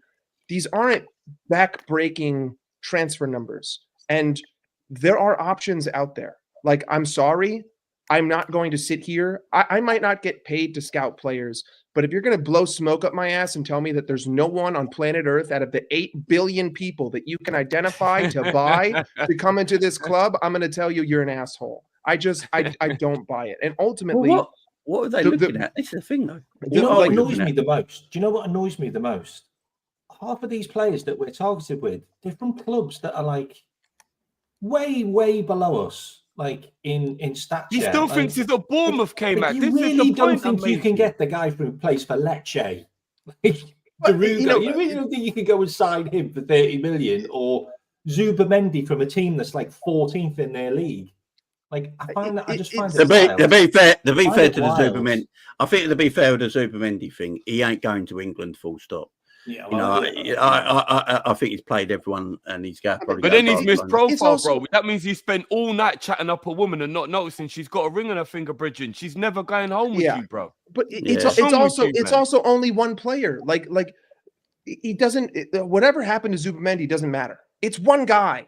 Like, it's one player. You're telling me that this is the only player. Like, to me, like, FSG have their problems. Our fans decide to sing that we have no money and we're going to win the league, which is literally just propagating propaganda. You're just regurgitating PR. We got no money because they tell us we got no money. But in reality, we're actually uber rich. We just decide not to spend it. The problem for me is just you're not acting. Like, I don't care. I don't want to hear excuses. I don't want to hear we couldn't get this done. I don't want to hear we couldn't get it over the line. What is acting in you guys' opinion then, in terms of what do you want to see for you to then be like reassured? Identify the problem, which I believe they have, right? Because we've been linked to certain players. So you've identified something that we all agree on. You've identified a left back. We all agree that we could use a left back who could potentially play center back. You've identified a midfielder, as we spoke about for 40 minutes, that we need someone who can be the anchor. And we all know that we've identified a striker because one of our strikers has a 10% conversion rate, right? So you have acted in the sense that you have identified problems that we all agree with. Now you have to get something over the line, whatever that is, because you can't sit there and tell me that it's option A or no option, because we have a problem. So if you're going to tell me that there's only one way to fix this problem, I'm going to tell you you're a shit problem solver. You're bad at doing your job, because there's not one way to fix a light bulb. There's multiple ways, right? There's not one way to wire a house. There's multiple ways. There's not one way to solve any problem on the planet. Oh, Mike, what if their way is internal solutions and their way is Gravenberg and their way is in some cases that has worked, right? And we've seen experimentation at the left back. We've seen experimentation at the forward line. We've seen experimentation in the midfield. We still sit here and we still say that in at least one of those three areas, we are currently dealing with an issue. And we're not asking for you to go out and spend 80 million on, the next big thing. We're asking you to go out there and spend 30 million or 40 million on a prospect who you believe can get the job done. I don't want to sit here and say that I want players for the sake of players, because I don't. I understand how it works. Someone comes in, someone has to go out. I get it, right? Like, you only get X amount of numbers. You have to deal with homegrown. It's a complicated process. But this is what you're getting paid millions of dollars to do. And I'm not going to abide by the excuse. Do you not think it's, and maybe for everyone on the panel, do you not think, just that balance of the convo, do you not think that it's difficult to buy these players right now, currently, with the players we have in the squad? Unless you thinking that you can get rid of all the... Because, all right, we need a left back. We're not going to have three senior left backs. We need a striker. We're not going to get another one. Here's the thing, though, bro. This is where I hate my club, but I love it at the same time. I love the family vibe. I love the fact that we're very low for most part, because I like that. That's how I am as a person. I want the club to reflect how I feel. But at the same time, if you want to be ruthless, you just sit Simicast and Robbo down and you go, look, boys, you have to find a new club. We're bringing someone in. If you don't want to find a new club, happy under 23s for the rest of the season. We just rejected 70 million for Darwin Núñez. You know what I mean, bro? And then let them make the decision. But you know why we won't do that, bro? Not just only because I guess it is bad mind. Oh, hell no. What? He's getting paid wages and he's not being played? Oh, fuck no. Not with our cheap ass. We'll be like, no. Why didn't we put Ox in the under 23s when he wouldn't leave? Why didn't we put Naby in the under 23s when he wouldn't leave? Why? We kept them around because they didn't want to go, and they fucked up the opportunity to bring in another player and put them in the squad that would improve us, because we were being loyal to them. Yeah, a little bit, but because we're cheap. You think Real Madrid, Man United, Chelsea give a damn whether you care or not? Go find another club, get your agent to do his job, or you're going in the reserves. Chelsea have got 42 players on their books. Look at Chilwell. 42 players on their books. Look at like, Chilwell. You've just got to be ruthless when you're trying to win the league. But what do we need?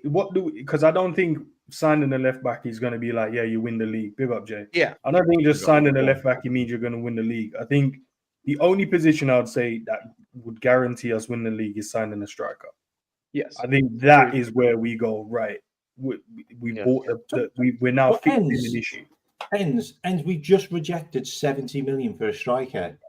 Like but the reason why I don't think we have. Was that a real big? No, I don't know either, to be honest. But the reason why we're not going to get Kvaratskhelia is because we won't match the 280 to 300,000 pound wages that he's going to get. Even though he's a bad boy player, that, bro. He's not a striker. He's not a nine. He's not a striker. Even though he's a bad boy player, yes, and he's a good name to have and stuff like that. But at the same time, the guys we're linked with are from clubs that we should just go in and snap them up. Like, okay, all right, if we want El Nouri, he plays for Wolves who in relegation, going at him. Like, we need a striker, bro. That's it. I think signing a striker, bro, will fix the issue.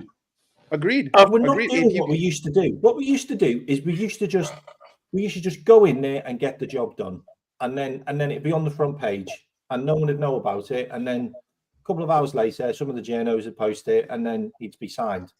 and half of us didn't even know it was happening. I don't know if Richard Hughes can sign. We just players don't do that without- stuff anymore. Richard, can you sign players without Arne Slot, bro? Because even if, all right, for an example, right? Say Richard goes out and goes, right, I'm gonna buy him, and then Slot goes, bro, I don't even want this Donny. But he's like, nah, but the fans are calling for a signing. You have to play him. Like, no, I don't have to play. That's meant to be the job. You have to allow the manager to have somewhat of a say in it, bro. Like, I don't think he turns down like the strikers of the world, like the big boys, right? He's not going to turn that down. If you're telling him, oh yeah, I don't know, throw a name in there, but he's like, is he really better than Jota or is he better than this guy? So I don't care, bro. That's we know why we know from the Nunes will go and we won't buy anyone. we know from the beginning. We know from the beginning that they told us that Slot is just the head coach. He's got no say on transfers. That's what they come out and told us. He's just head coach. We do all the transfers. So this is all on them now. They've made that abundantly clear. Slot's in the background. He's just the head coach. Look, let's go left back. Left back is a massive issue at our football club right now because they're both bums. Yeah. Like Tsimikas isn't good enough to replace Robbo long term, and Robbo's legs have gone and fallen off. Ozzy, if you were Liverpool sporting director now and you're looking at a left back, who would you go and pick up? The profile we disagree on this, James. I think Tsimikas is good enough. I just think he gets injured when he picks up form, and that's why he never looks like he's good enough. I actually think he is good enough. He should be given a chance, to be fair. I think this game that we've got coming up should be the start of Tsimikas playing in the team, in my opinion. Robertson's shown so many lapses in his game, and like it's individual errors as well. For me, when I watch Robertson, I'm nervous because his defensive awareness is shocking now. He's reacting very slow to challenges. He's not really marking the winger that much, and he's getting outplayed very, very easily. So for me, it is an area that needs to be addressed. But I kind of see what Enzo was saying earlier on in terms of, are we going to strengthen in this window? Because we've got two left backs on paper. So if one departs, then you assume someone comes in to replace him, right? But I also get Drifty's point as well. We have to act like a big club. We don't do that, unfortunately. This should be the time where if there is a player available that fits our profile, sign him up now, because it's January. It's only a few months until the season concludes. So even if that player is frozen now, like a Tsimikas or Robertson, for me, it's not that big of a deal. The ambition should be to win the league and not to think about upsetting certain players because they're not getting game time. Because for me, that's irrelevant when it comes to sports. It's about winning at the end of the day. We're in such a great position. We're in all competitions. And I feel like FSG's lack of ambitions over the years has cost us in a number of occasions. So it's one of those ones I feel like we should be addressing some areas in this window. But I don't know. I just don't see FSG doing much. I say FSG, but I just think Richard Hughes is a fraud. I've been saying it on my channel for a good few months now. For me, this guy is just he's not trying to impress us at all, is he? Like, he's new in the job and he's new to us, and he's literally turned up and he's not made a good impression, and he don't seem like he even cares about making a good impression. There's one tiny thing that I think that you mentioned that we all have to get out of our heads. And it's this idea that they're ambitionless, because I think that that's crazy, right? I just think that their definition of ambition and their priorities are different to ours, right? Because when they bought this club was in a completely different space, and they've made what, $4 billion since their initial investment. That's the definition of ambition. They just made $4 billion in value on this club. The difference is that as fans, our definition of ambition is trophies. I don't think that that's FSG's definition of ambition. I think that that is a superlative, right? It's an accolade. It's the cherry on top. But the cake itself is the $4 billion that I'm sitting on, that I can do whatever I want with. So until that changes, which again is another issue why I have a big problem with transfers, is because to me, it's not even about the player. Like, it's about the fact that, why am I looking at teams that make less money than me do more than me? Answer me that. Why is it that Arsenal, who are making less money than me, are able to spend 100 million on Declan Rice? Why is it that Chelsea, who make less money than me, are able to spend all this money, sell all these players, do all these things? But I have to sit here and I have to chant that the Reds don't make no money, but we will win the league, because that's bullshit, right? So to me, it's just, We have a difference in the idea of ambition. We have a difference in what the objectives are. And until that changes, I'm never going to be satisfied, because even if you do buy the right player, and let's say Liverpool they just say, you know what, fuck you to the fans. I'm going to go spend 60 million on this guy, 40 million on this guy, 40 million on this guy. What about the next 3 years, right? What about the future? No. I totally understand that. Yes, but they were forced to do that, right? Like, we lost players. Problem. We were forced to do that. So to we only do things when we're forced. Exactly. Yeah, So it's the difference in the definition of ambition that bothers me. And it's the fact that even if we do execute, I'm going to end up sitting here saying, okay, but when we do win everything, you still have to continually invest. You still have to go make signings. You still have to rotate. You still have to bring in fresh blood. You still have to do what teams like Real Madrid, what teams like Manchester City do, right? That's where there's always going to be this whole disconnect. Like, we could put Band-Aids on bullet wounds, but we're not going to take the bullet out. But the problem with that, Mike, is Drifty, I've got to you're go, right, mate, in but a they're bit. business ambitious then, not sporting ambitious. And that's what the problem is, because they just want to make the money. And then what the problem becomes is, I'm looking at the people who aren't looking at their own reputation. They're just taking the paycheck, like a Hughes, like an Edwards, because they should come in and be like, nah, do you want to know what, guys? I get where you lot are coming from, but we've got to be successful. Like, we have to be successful. They don't set that, though. Like, they are employed. Your employer tells you what your objectives are. If I hire you to do a job, I'm telling you what to do. You don't turn around and tell me, hey, you know what? Actually, we should do this. Maybe you do. Maybe you change my mind. But more likely than not, I'm going to tell you to fuck off. This is my money. But if you care about your reputation as the employer, you'll walk away for the pride of it. I don't want to meet like Richard Hughes right now. If he's having his hands tied behind his back, he needs to understand publicly he's the one who looks like a dickhead right now. Say something or walk away. Have some pride. You're a wealthy man. It's not like you need to beg for the job. You'll go and get another job somewhere else pretty easy. Stand up and actually be counted. Tell the owners this ain't a good way to do it, or let us know that your hands are tied so we know who to blame. But right now, you're just a part of the problem, and you're going to go down and you're going to look like everybody else. Have a little bit of pride. It's stuck between a rock and a hard place, though, because publicly you can't say the owners are dead food because exactly. And he's also making millions of dollars. I can't exactly hate the guy. He's making a shit ton of money. Can I just say something before I go? Sorry. I can't believe Man United have equalised, for God's sake. Nuts. Look, if we really want to just, make a statement, then we just go and get Schlotterbeck from Dortmund, who are having an absolute stinker of a season. We just go and buy one of those guys who can play multi-positions and is just a brilliant player that would really suit our system. There's one there. You go and get Balibe, who I think is going to be an absolutely sensational player in midfield. There's your midfield sorted. Or you go and get Murillo, who just absolutely dominated us at their ground and played really well at Anfield as well, by the way. I just think you just go and do those things. And the people are writing in the chat, like, West Ham have spent more than us and Man United have spent more than us.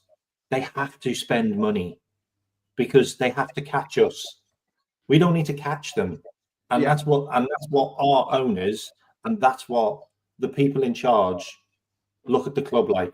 We don't really need to catch anybody right now because we are top in the league, top in the Champions League.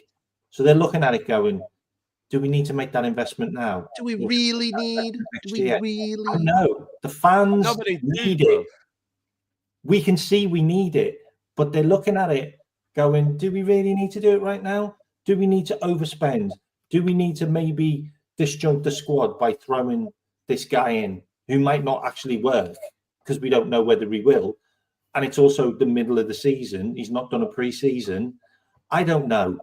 But look, you strengthen in a position when you're in strength, you're at strength. And that's something we've never done. That's something Manchester City did. That's something Manchester United did for years and years. They strengthened when they were on the top. And we're at top now, and we need 2 reinforcements.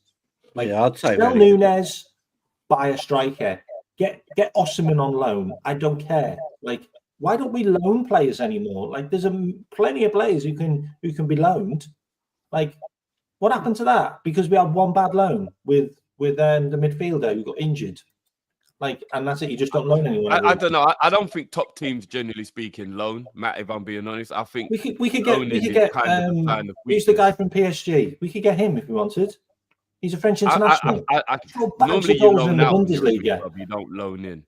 But I mean, that's just my opinion. I think when you're loaning players, it's short term. No big club should really ever do short term stuff.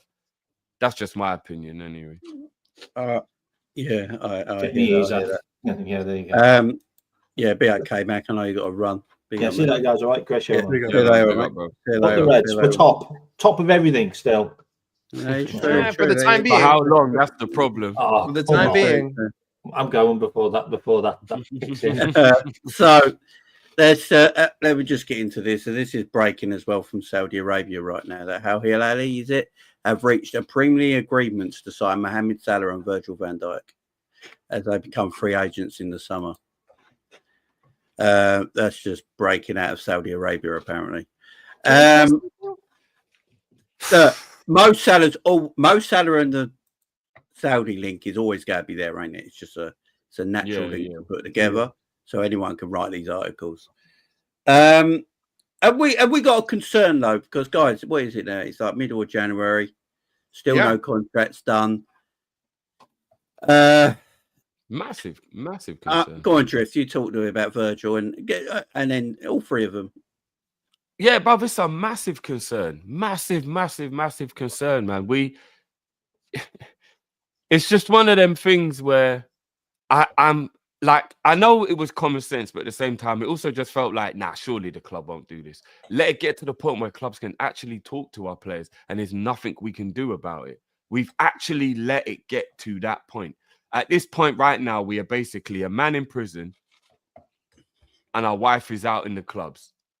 That is basically what, and you know what I mean? And at some point, she's going to get horny enough that even if she's faithful, she might just do it.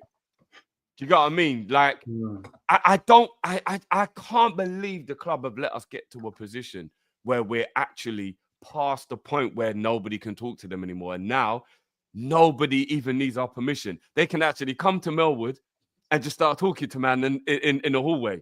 And we can't do anything. You know what I'm saying? That we can't do it. How we let it get to this point? What are we playing at? Why are we doing this? And I'm confused as to what are the rules here? So what they're saying is these guys ain't worth the money. Okay. Who's out there who's good enough to replace them? Because I'm going to be honest with you. When people start saying things like Schlotterbeck and that, my balls shrivel up. Pause. These men ain't good enough to replace Virgil.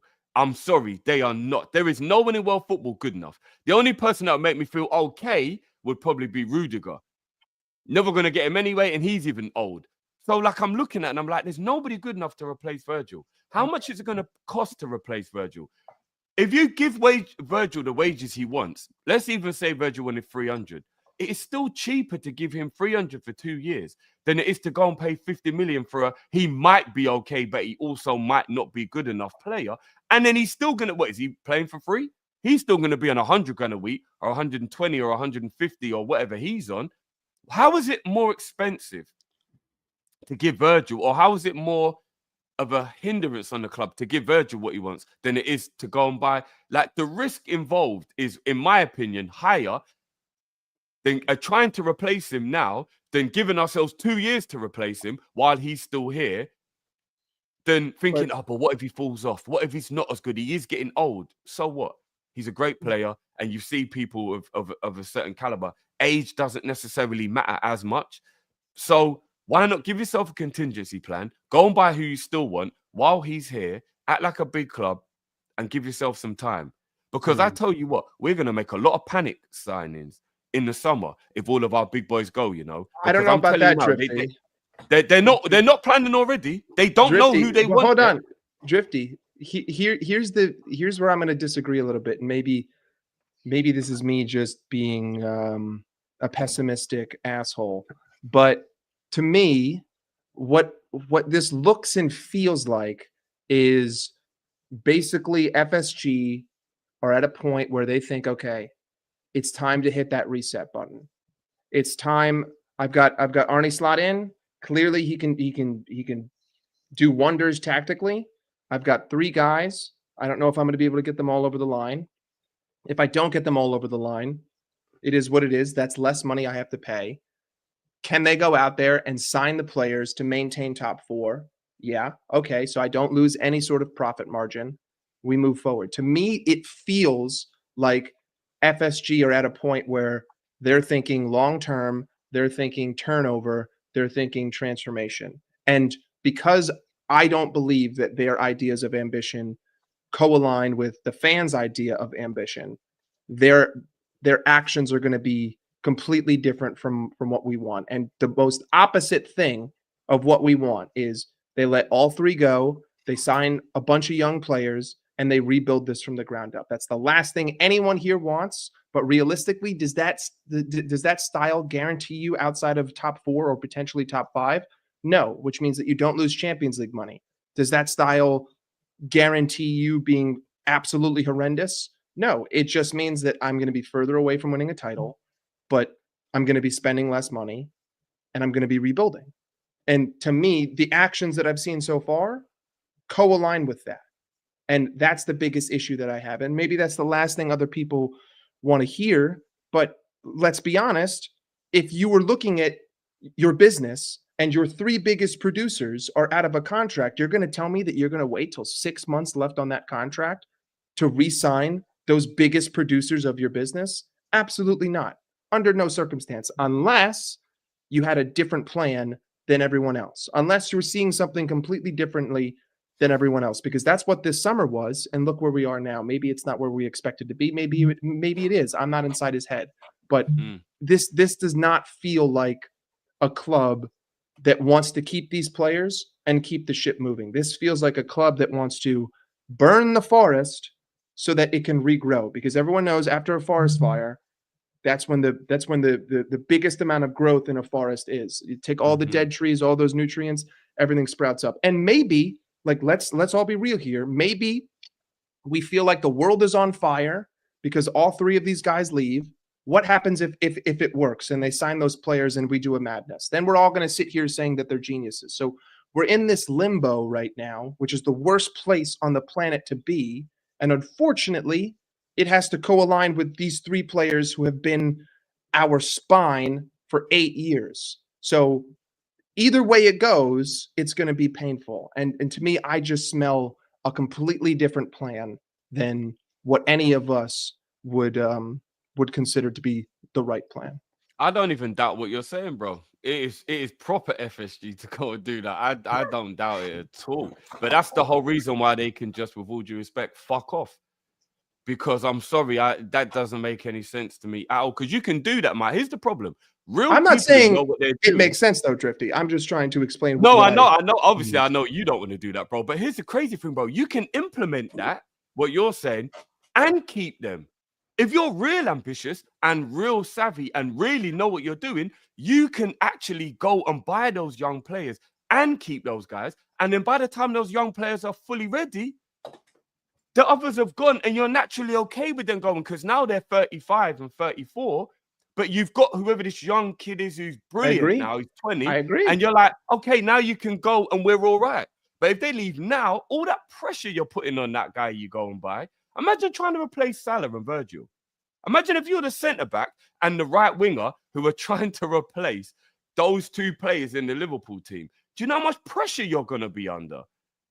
Like, why? Like, do you know what it is? Do you know what it is? Go on. No, I don't. For me, I don't even think it's even the money that's the problem. I think it's the length of the contract for these guys, you know. I think that's the stumbling block at the moment. They're like, and you're right, Drifty, we can just sign them up and then get the players and then build from there. But these guys probably want to be here a bit longer than what the owners want them to be here for. They probably because they're in that last bag. Like, I know they could probably go Saudi and probably go and make some more money, but they're in that last phase now. This contract now takes you in either you go into retirement and you go and do the punditry thing, or maybe there's an extra move for a year after that, whether or not you want to do it. But this is the one that's important. So if Liverpool are saying 2 years and they're like, nah, because them 2 years can just run off mad quick, bro. I need at least 3. No, but ends ain't it money? Length of hear it. contract is money, bro, because they just don't want to have these guys on big wages for a long. So it's literally money. Even what you're saying makes sense, but from them, they'll still be like, but it's money. The only reason you won't give Van Dijk 3 years is because you don't think that he's worth paying a certain amount of money for that longer of a period of time. Do you get what I'm saying? Let me play devil's advocate here. At Salah at his age and Virgil at his age, should the club offer him new deals?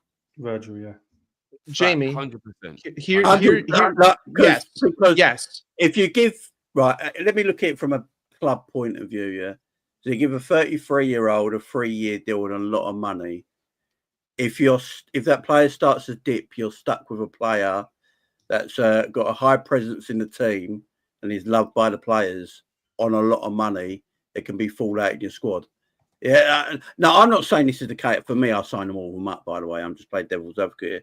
I'm just trying to look at why they've not gave them deals yet. Because in the summer, I would have gone, right, I understand, boys, that you weren't going to sign anything last season, but this is the manager now. I'm the sporting director. This is what happened. I'm going to give you a couple of months just to see how you feel about the club under Arne Slot and where we're going and what the future holds, yeah? I'll be back in 2 months' time. We're going to sort out contracts. That's for me how it should have gone. Because I can understand the players in the summer not signing deals straight away because I agree. they don't know where your future is with the new guy in charge and all that. But for me, after a couple of months, you're like, okay, right, I can see now, like, we've still got a good team here, good players here. The manager looks like he knows what he's on about. You know, everything behind the scenes is beating. Okay, sweet. Let's do it. But the fact that, because what the press in this country is saying, that we haven't even offered them a deal yet. It's not like they've turned down a deal. We haven't put anything on the table because we don't want to put anything on the table because they will reject it and we find we don't want to insult the player. The fact that we're in the middle of January, guys, and we've not even offered our 3 best players a contract yet is a little bit worrying for me. And I don't know how long this lasts, Ozzy. Does this go all the way till the end of the season and it's touch and go? And they all either stay or either leave? Are we going to be doing this till May? I think it might go towards the end of the season, only because I feel like FSG seem to feel like these players will just sign the contract because of loyalty. I don't think that's how it works. To hear that there's been no discussions or no contracts offered on the table, for me, is ludicrous because these are elite players in world football. But I need to explain in terms of what they bring to the table. But with Van Dijk and Salah, even if you give them 3 or 4 year contract deals from this season onwards, let's say their form does dip and their age catches up with you and you're not able to perform at the highest level. These players are elite players. They will always generate interest from all over the world. Salah will always have an offer on the table from Saudi. He can be 65. He'll still get that deal. There's no whatsoever. His global appeal to the Arab world is nothing matched to any other player in world football right now. So that deal will always be on the table for him. Van Dijk has been an elite centre-back for God knows how many years. Are you telling me no one like a Real Madrid or these teams wouldn't want someone like that even when he's like 35, 36? They would. So for me, I feel like the way FSG are moving right now, it's suicidal because if we lose all 3 of these players, I don't care if they get the next big thing in 3 profile players, they're not going to just straight away hit the ground running. The logical approach would be to keep these players on, even if it's for 2, meet them in the middle, give them a 3-year contract because I think they want 4, give them a 3-year contract. So either you're kind of appealing all parties in that shape and form. Have them on board, bring those young players in, let them learn from these elite talents because Mohamed Salah, we all know, is the most professional player in world football right now. The way he looks after himself, the way he conducts himself. You learn off people like that in your team. If they're not there, what examples are these young players going to look up to? Because there's too much pressure. As Jeff said, if you sign a young centre-back from God knows wherever and he's 18, 19 years old, he's not going to hit the ground running straight away. United bought Euro. What's Euro doing right now? So it's a lot of pressure to bring in young players and expect them to be the world stars that we are. Honestly, if we sell all 3 of these players, we're on the same boat as United. We're not selling them though.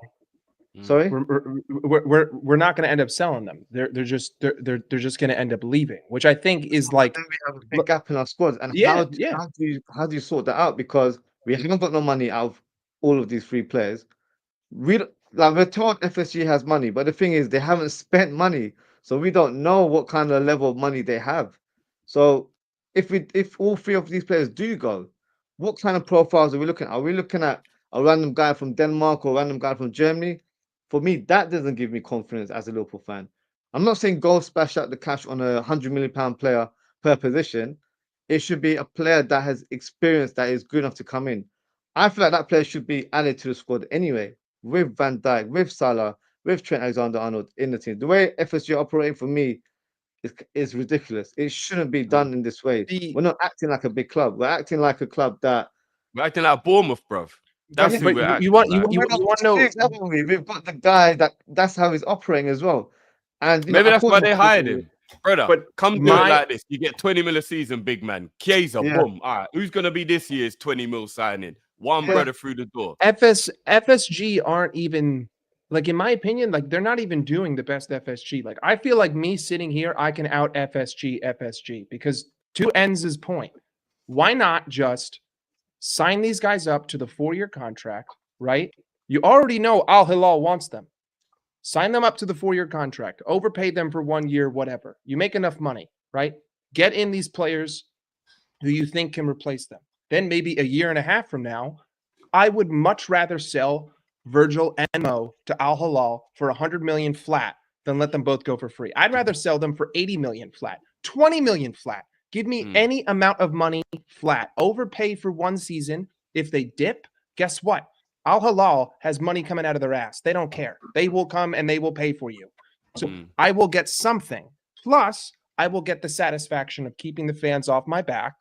I will get the opportunity to bring in a 25 million, 40 million pound player who I think could do a decent job, or if not, have the potential to get to your level. And ultimately, I make money. So to me, that's the most FSG thing that they could possibly do. 100%. Overpay in the near time with the idea that I know that you're not going to go out this contract and Al Hilal will pay something for it. And eventually, if you've already, if these rumors are true and you have some sort of pre-agreement, then we know that you're willing to go there. And don't try to tell me that Virgil van Dijk is going to deny 400 grand a week to go play retirement football. He'll walk around and he'll make half a million quid a week. So will Mo Salah. So it's like, I don't even think that FSG are acting like FSG right now. Yeah. And if that's down to Richard Hughes or Michael Edwards or John W. Henry, whatever. But like, if I can sit here as an American in California and out FSG, there's big problems. Fact. And you know as well, bro, if they start talking about squad numbers and all that crap, okay, well, make sure the players you buy to replace them are under 21s don't even need to be registered. Don't give me that squad bullshit. Do you get what I mean? If you're really going to do the scouting thing properly, go and get me some 19-year-olds that by the time they're 21 and do need to be registered, Virgil and Mo already out the door anyway, because we're 2 years down the line. They are declined at that point, and we're ready for them to go. The squad is ready for them to leave at that point. Do you get what I mean? That's all you have to do. Look what we did with Elliott. Jones, those guys came in the squad. Even Gravenberch, I don't think, had to be registered last season because they were under the age. So they get to be in the squad, don't need to be registered, don't need to worry about squad numbers. And then you just get ready for the natural turnover. You're right, Mike. FSG aren't even doing FSG for real. All these players even for free, no money being gained, ain't even the profitable buy-to-sell model that apparently we were supposed to be doing. Now they're just moving like what the shoots who don't know anything about anything. Like they look like they don't even care at this point. Like, seriously, they look like they don't even care. Yeah. Even from a business point of view, if you're giving these players 4-year contracts, you've actually maintained their value in the long term. So even if they have a terrible season the next 2 years, a team from Saudi, will place a big offer for these players because they have longer contracts, because they kind of have to pay the compensation for that remaining period of that contract. So for me, giving them a 2-year contract doesn't hold value, because if they have one bad season and you try to sell them on, then it will be a 20 million fee. But if you give them a 4-year contract, you're actually able to sell them for like 50, 60 million, because you still have that sign of leeway to say, look, they're still elite players. It's just that they want a new challenge. So you can always PR it in a certain way, however you want to do it. But I feel like in any shape or form, business or on the pitch, I think FSG are doing a terrible job right now. And we've signed the sporting director for who's incompetent. He's not really at the level that you should expect a sporting director at Liverpool Football Club. He's just not good enough. So for me, everyone can say, oh, FSG hold the key in terms of, releasing the funds. That's all good and well. But he's not able to conclude deals right now. That's what we're hearing. We're hearing that he's tried to get things done in the summer. And obviously, I don't know about currently, but there's no evidence to show me that he is going to get any deals done. The Chiesa deal was probably the easiest deal you could get done in world football. The guy was frozen out. He wasn't even training with the Juventus team. So if he's not even training, are you telling me that's a difficult deal to get done? Of course not. So for me, I have no faith in the sporting director. For me, we need to try and ship him out because I know it's his best mate. But look, end of the day, business comes over your friends, isn't it? Like if your mate's doing a terrible job, just kick him through the door. But at the same time, what is Michael Edwards doing? He was brought in to free the club for FSG. He hasn't even done that. And apparently with this whole Darwin Núñez rumor, apparently he's got himself involved in negotiating. So who's actually doing the deals now? Who's actually negotiating? Obviously, so apparently the rumor is, I don't know if this is true or not. So the rumor is that Michael Edwards does the selling and Richard Hughes does the buying. For God's sake. That's the rumor. We're fucked then because Hughes looks like he don't know what he's doing, and Edwards always wants more money than the player's worth. Yeah, that's so true. Always wants more money than the player's worth. We're haggling over 5 million. If we got offered 70 million for Darwin Núñez and you're haggling over 5, we never reject. I'm telling you right now, we never rejected 70 million for Darwin Núñez. I'm just saying if that offer came in, we would do. They would have accepted it. Yeah, they would have accepted that. They would accept 70 million's a lot of 70 million's a lot of money for any player. So if it comes in for Darwin Núñez, Liverpool would have sold. Unless Núñez said he don't want to go, and then the club just rejected it because there's no point accepting it, and then be embarrassed when Núñez says he don't want to leave. That could be a possibility, but other than that, I just don't get the point in why these guys, like even Man United, Man United didn't think their sporting director was doing a good enough job after 4 or 5 months and sacked him. Shitty Man United was still, and that guy's got a way better reputation than Hughes. Newcastle were talking about him in the most glowing. Everybody was worried Man United were getting him in because of how good he is, apparently, at being a director of football. And then they get rid of him after a few months. Just maybe because he had a backbone, and maybe he turned around and said, Ineos, you man a dickhead, you don't know what you're doing. I ain't fucking up my reputation. Sack me, brethren. Maybe that's what he did, and the main out were like, all right, you can go. Whereas Richard Hughes is just sitting there on a fat paycheck, not caring and having any pride about his reputation, going, I'll just sit here and get paid. Yeah, here we go. Let's just ride this wave out. What day does the transfer window actually end? I heard it's the 2nd of February this year. Second of February. Can one of you guys schedule a stream for that day, please? Yeah, I'll tell you, the 24-hour marathon of us just saying we're not buying anything. Everything will be calmer after the window. Do you know what the annoying thing is, though? Right, this is the annoying thing about everything, is that we've got a very good team, right? And it's not like you need to fill a lot of holes. You know, it's not like we need a revamp. Like we've always said that. We don't need a revamp or anything. We've got a good side. Get the players that are coming out of their contracts, sell who you don't want at the football club to make money off you.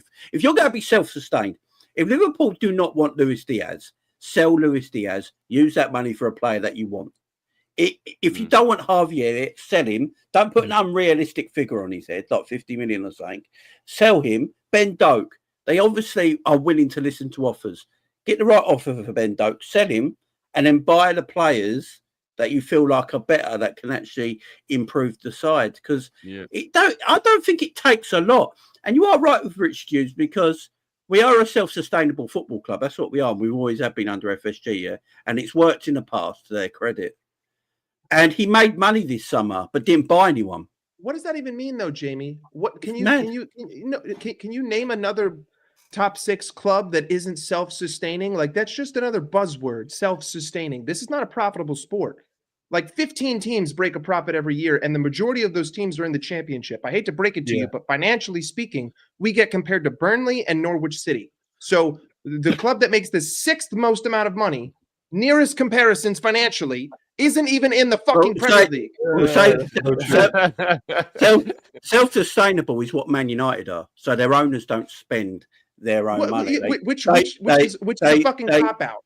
It's a cop out to not spend money.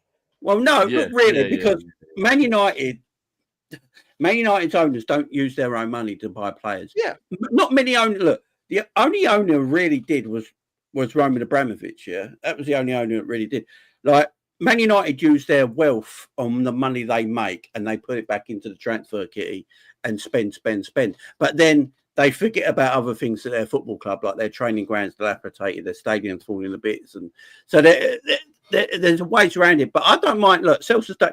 If you're going to be it in the way they want to be it, is they want to sell players that are good value, that get that money for them players, and then you buy players that are better than what you just sold, and it develops your team to a higher standard. That is what they want to do, but they haven't done it for years. That's the issue. They haven't done it for a long time. You know, too much foreplay, no penetration, bruv. That's who we are. It is. Big up, Mr. Sinclair the Super says FSG burning the forest down has nothing to do with a rejuvenated forest. It's most likely a clause spotted in their insurance policy under the fire. Fire protection. I got you. I hear you. It's if you're living in LA right now, big up everyone. But like, I just, we need a left back. They should be looking for a left back. We need a centre back because apparently it's come out today that Arnold Slot does not rate Gerald Kwanzaa. No shock. You know what? That's crazy though, Jay. Yeah, because I'm like, there's no way that can be true, bro. There's no way the manager is gonna openly speak to someone to throw that out in there. Do you know, it's an opinion piece, ain't it? It's an opinion piece. Bro. It's so mad. And then I know the fan base will go crazy with it because imagine your gaffer goes, "Nah, I don't even rate this Donny." In the interview. They got their phones. I reckon they must have their phones bugged or something because they get this information. It's like there's no, bro. I can't believe if the manager.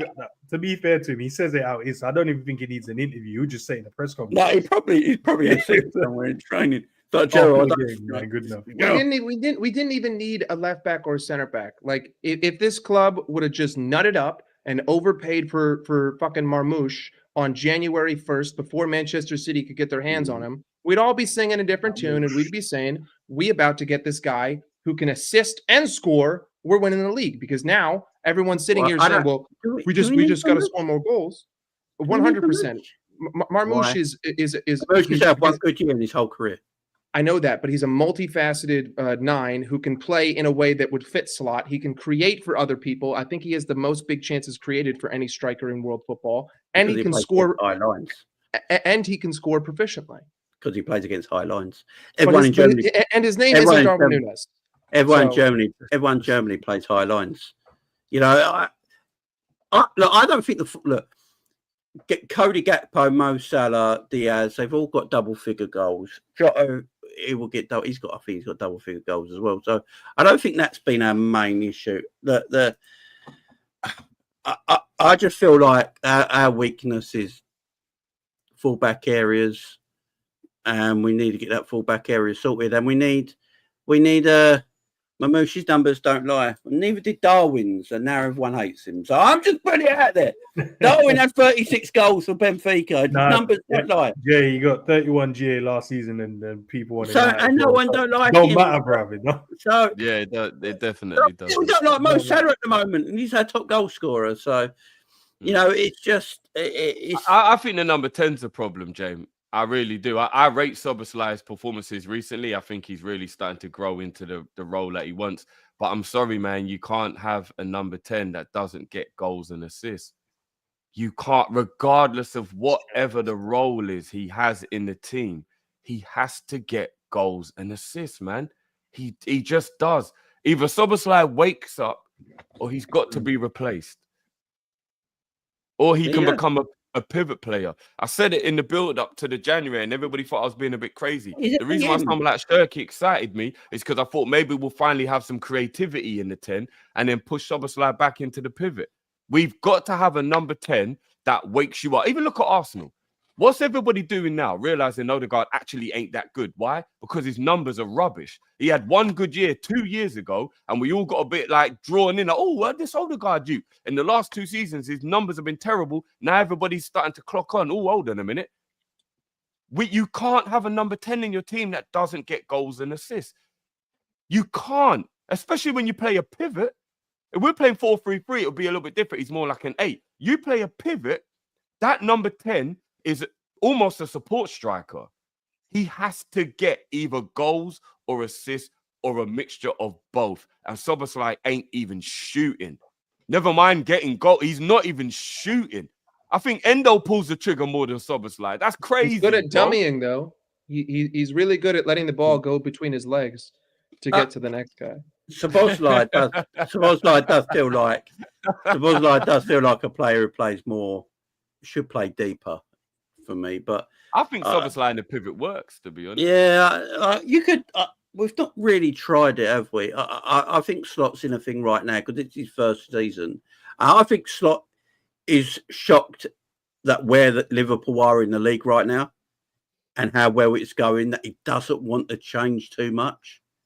Is he really shocked though, James? He strikes me as the type of guy who's arrogant enough, but in a good way, to think, I'll win the league. Like, when you hear Slot talk, does he sound like someone who's timid guy? I think he sounds like someone who, because remember the first thing he said, we got 86 points last year, and it was 82 points. It wasn't enough. And we needed an extra 8 points to win the league. So my aim is to get those extra 8 points. Remember, that's what he said when he was having it. I think he thought he could win the league, guys. If I'm being honest with you, he's arrogant in a good way like that. I don't think he came here for no top 4. I think he was like, "Nah, I'm gonna win the league." Well, let's finish up here. Let's go around the panel because it's been a great debate, but we're going to end it now. But look, it is mid-January. We're coming in. We've had this hard Christmas, beginning of January period. Starts to ease off a little bit after this weekend, and games get a bit more structured. But are we going to win the Premier League? We're 4 points clear. Got that game in hand. Got Brentford away. Have to win. Ozzy, are we going to win the Premier League? Yes or no? I still believe we do. I think we'll win the league. Obviously, we're not, going through a good patch right now. We've dropped quite a few points, but I feel like we have enough in the locker to win the league. So yeah, I believe we will. Drift.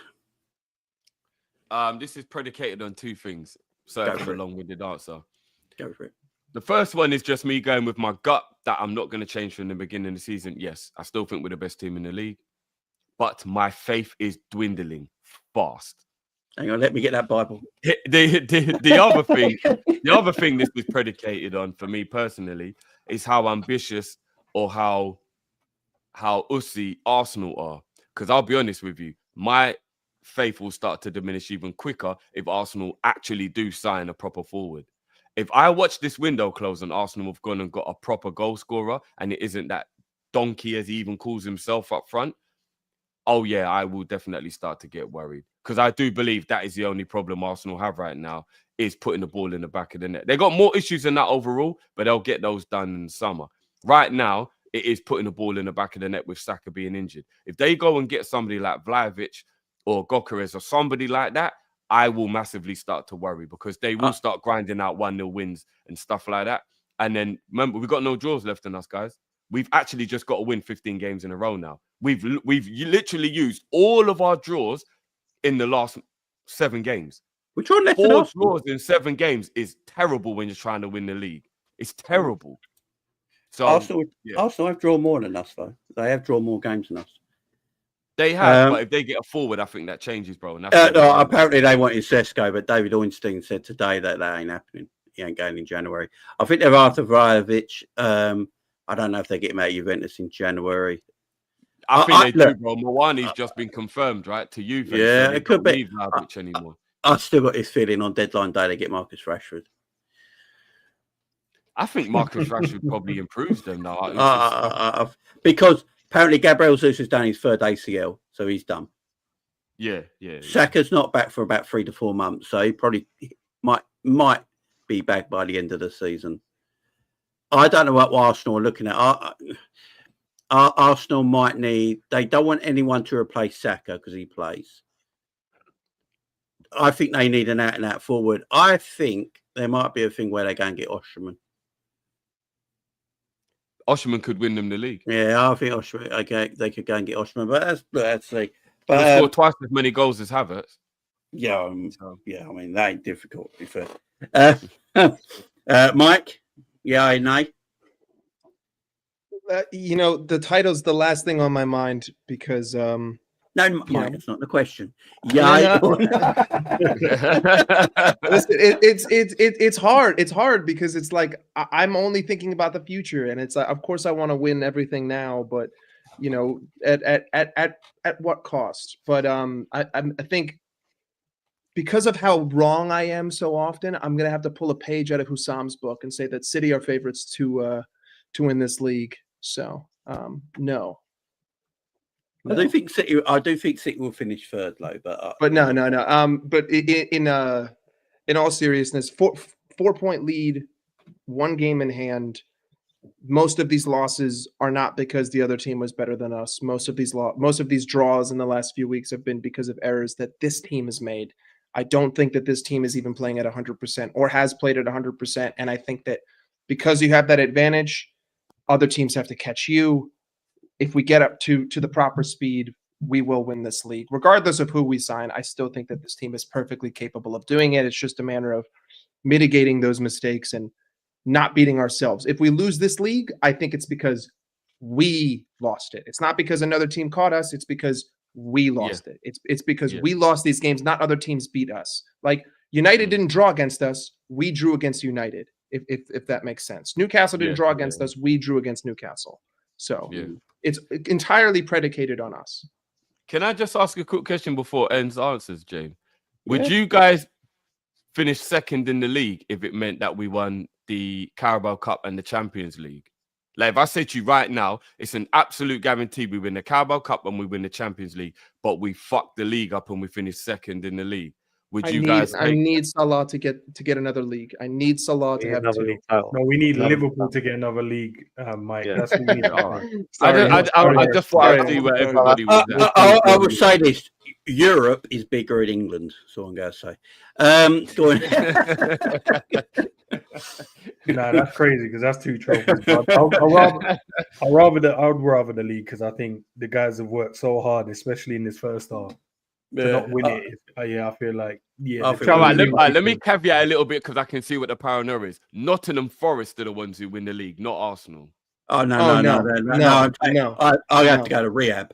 Just it might ease the pain a bit because I don't have to deal with Nottingham. No, I'm not gonna lie, guys, because if it's Arsenal win the league, then fuck no. But Nottingham Forest would win the league, but we'd win. No, if we bottled the league to Nottingham Forest, you don't know. We would never hear the end of it. We would never hear the end of it. Copper should have to shut down. Ends will have to shut down. I'll have to shut down. I'll do gaming, bro. I told you this already, bro. I'll be doing gaming.